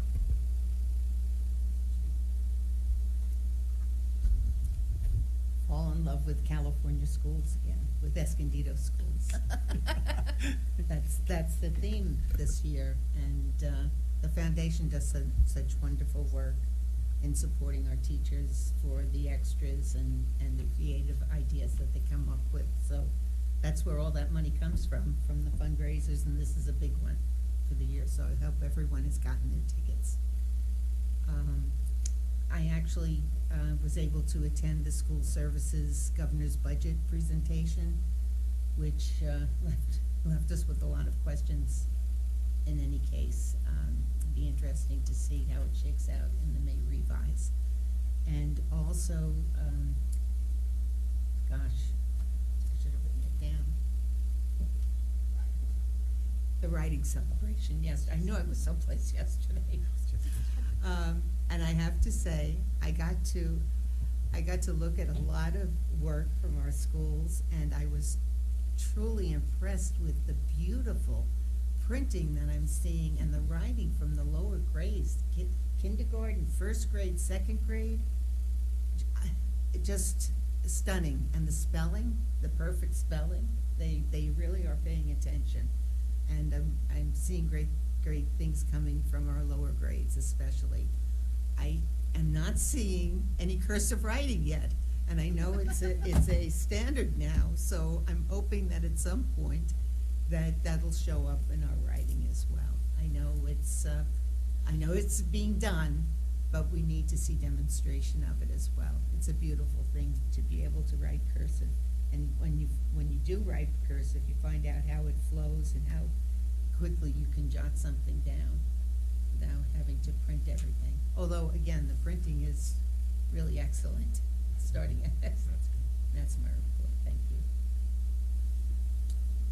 No report this week.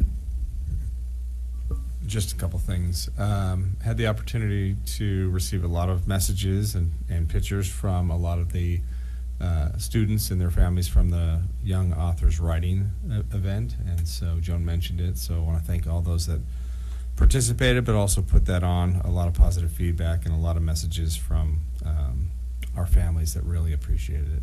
Also had the chance to be on Bear Valley campus last week for their, I think they call it like the community health fair. A lot of organizations from the community were present, and want to thank the staff there and all those that participated, all those in the community that came out. It was a great event, a lot of organizations, and at this point in my life, I relish small things, and I noticed being on campus at the lunch, there still is a few students that quickly eat their lunch that they bring from home and then change into their basketball and football gear and try and get as much out of that lunch break as possible. So it was good to kind of see that simplicity is still there, and I enjoyed interacting with the teachers and the students and kind of seeing them interact in a more free and open. And want to thank all those that put that on. They do a great job, as all of our campus administrators and staff do. So that's my report. Thanks. Thank you.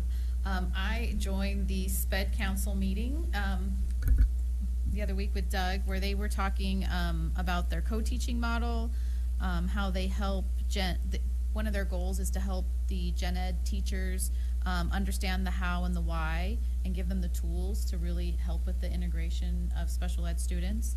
And they were also focusing on the positive things that EUSD does and what we can do better. So I might start inviting myself to that meeting as well, since there's only one board member, because I found it very valuable, and they had a lot of good information to share.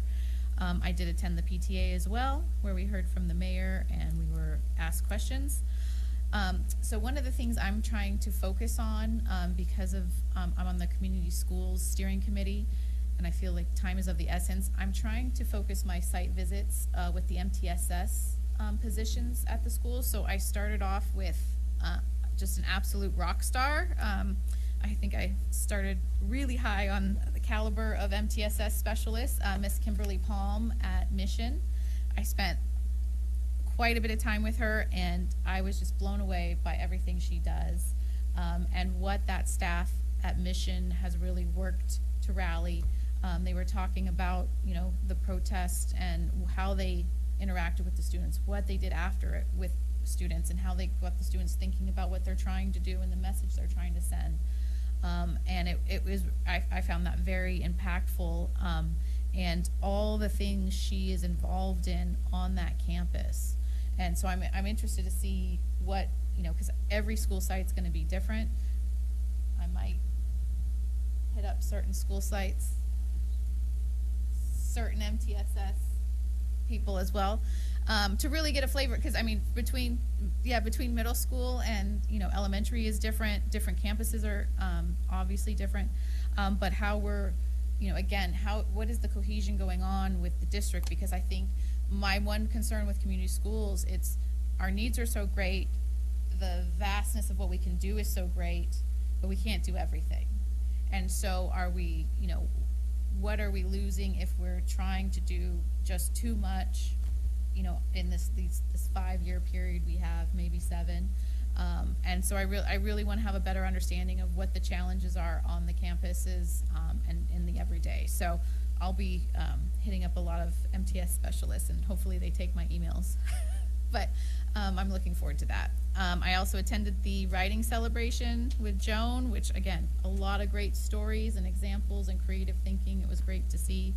And then I wanted to thank CSEA as well for meeting with us for our quarterly meeting. That's always great. I think we are unique in that, where we try to meet regularly with both of our bargaining units to keep that line of communication open, because again, we're all working for the same for our students, and if we don't work together and we don't keep the communication open, misunderstandings happen, and you know, those relationships become impacted. So I appreciate that, that they're willing to speak with us, and we work on those relationships. That is my report. Does Cabinet have anything to report? This guy does. I just wanted to say, from everywhere I go, here in our schools, even at home, just seeing the steady state of effort out there amongst all of the staff in education here, and just want to say thank you to all of those in USD here that are laying it out every day, choosing love over fear. So thank you, all of you. Ditto. No, no report. Okay, no report. Thank you so much. We have 2 meetings coming up. Our next one is a board study session, which is going to be about the budget. So I encourage everyone to attend, because that is where you will see the details of what we're working with, where we make our priority decisions, and how that all comes together. So that's Thursday, February 19th at 6 p.m. here. And then our next regular board meeting will be Thursday, March 5th at 7 p.m. here as well at the Carolyn Gilbert Education Center, 2310 Alder Grove Avenue in Escondido. We do not need to go back to closed session, and so everyone, we are adjourned. Thank you so much.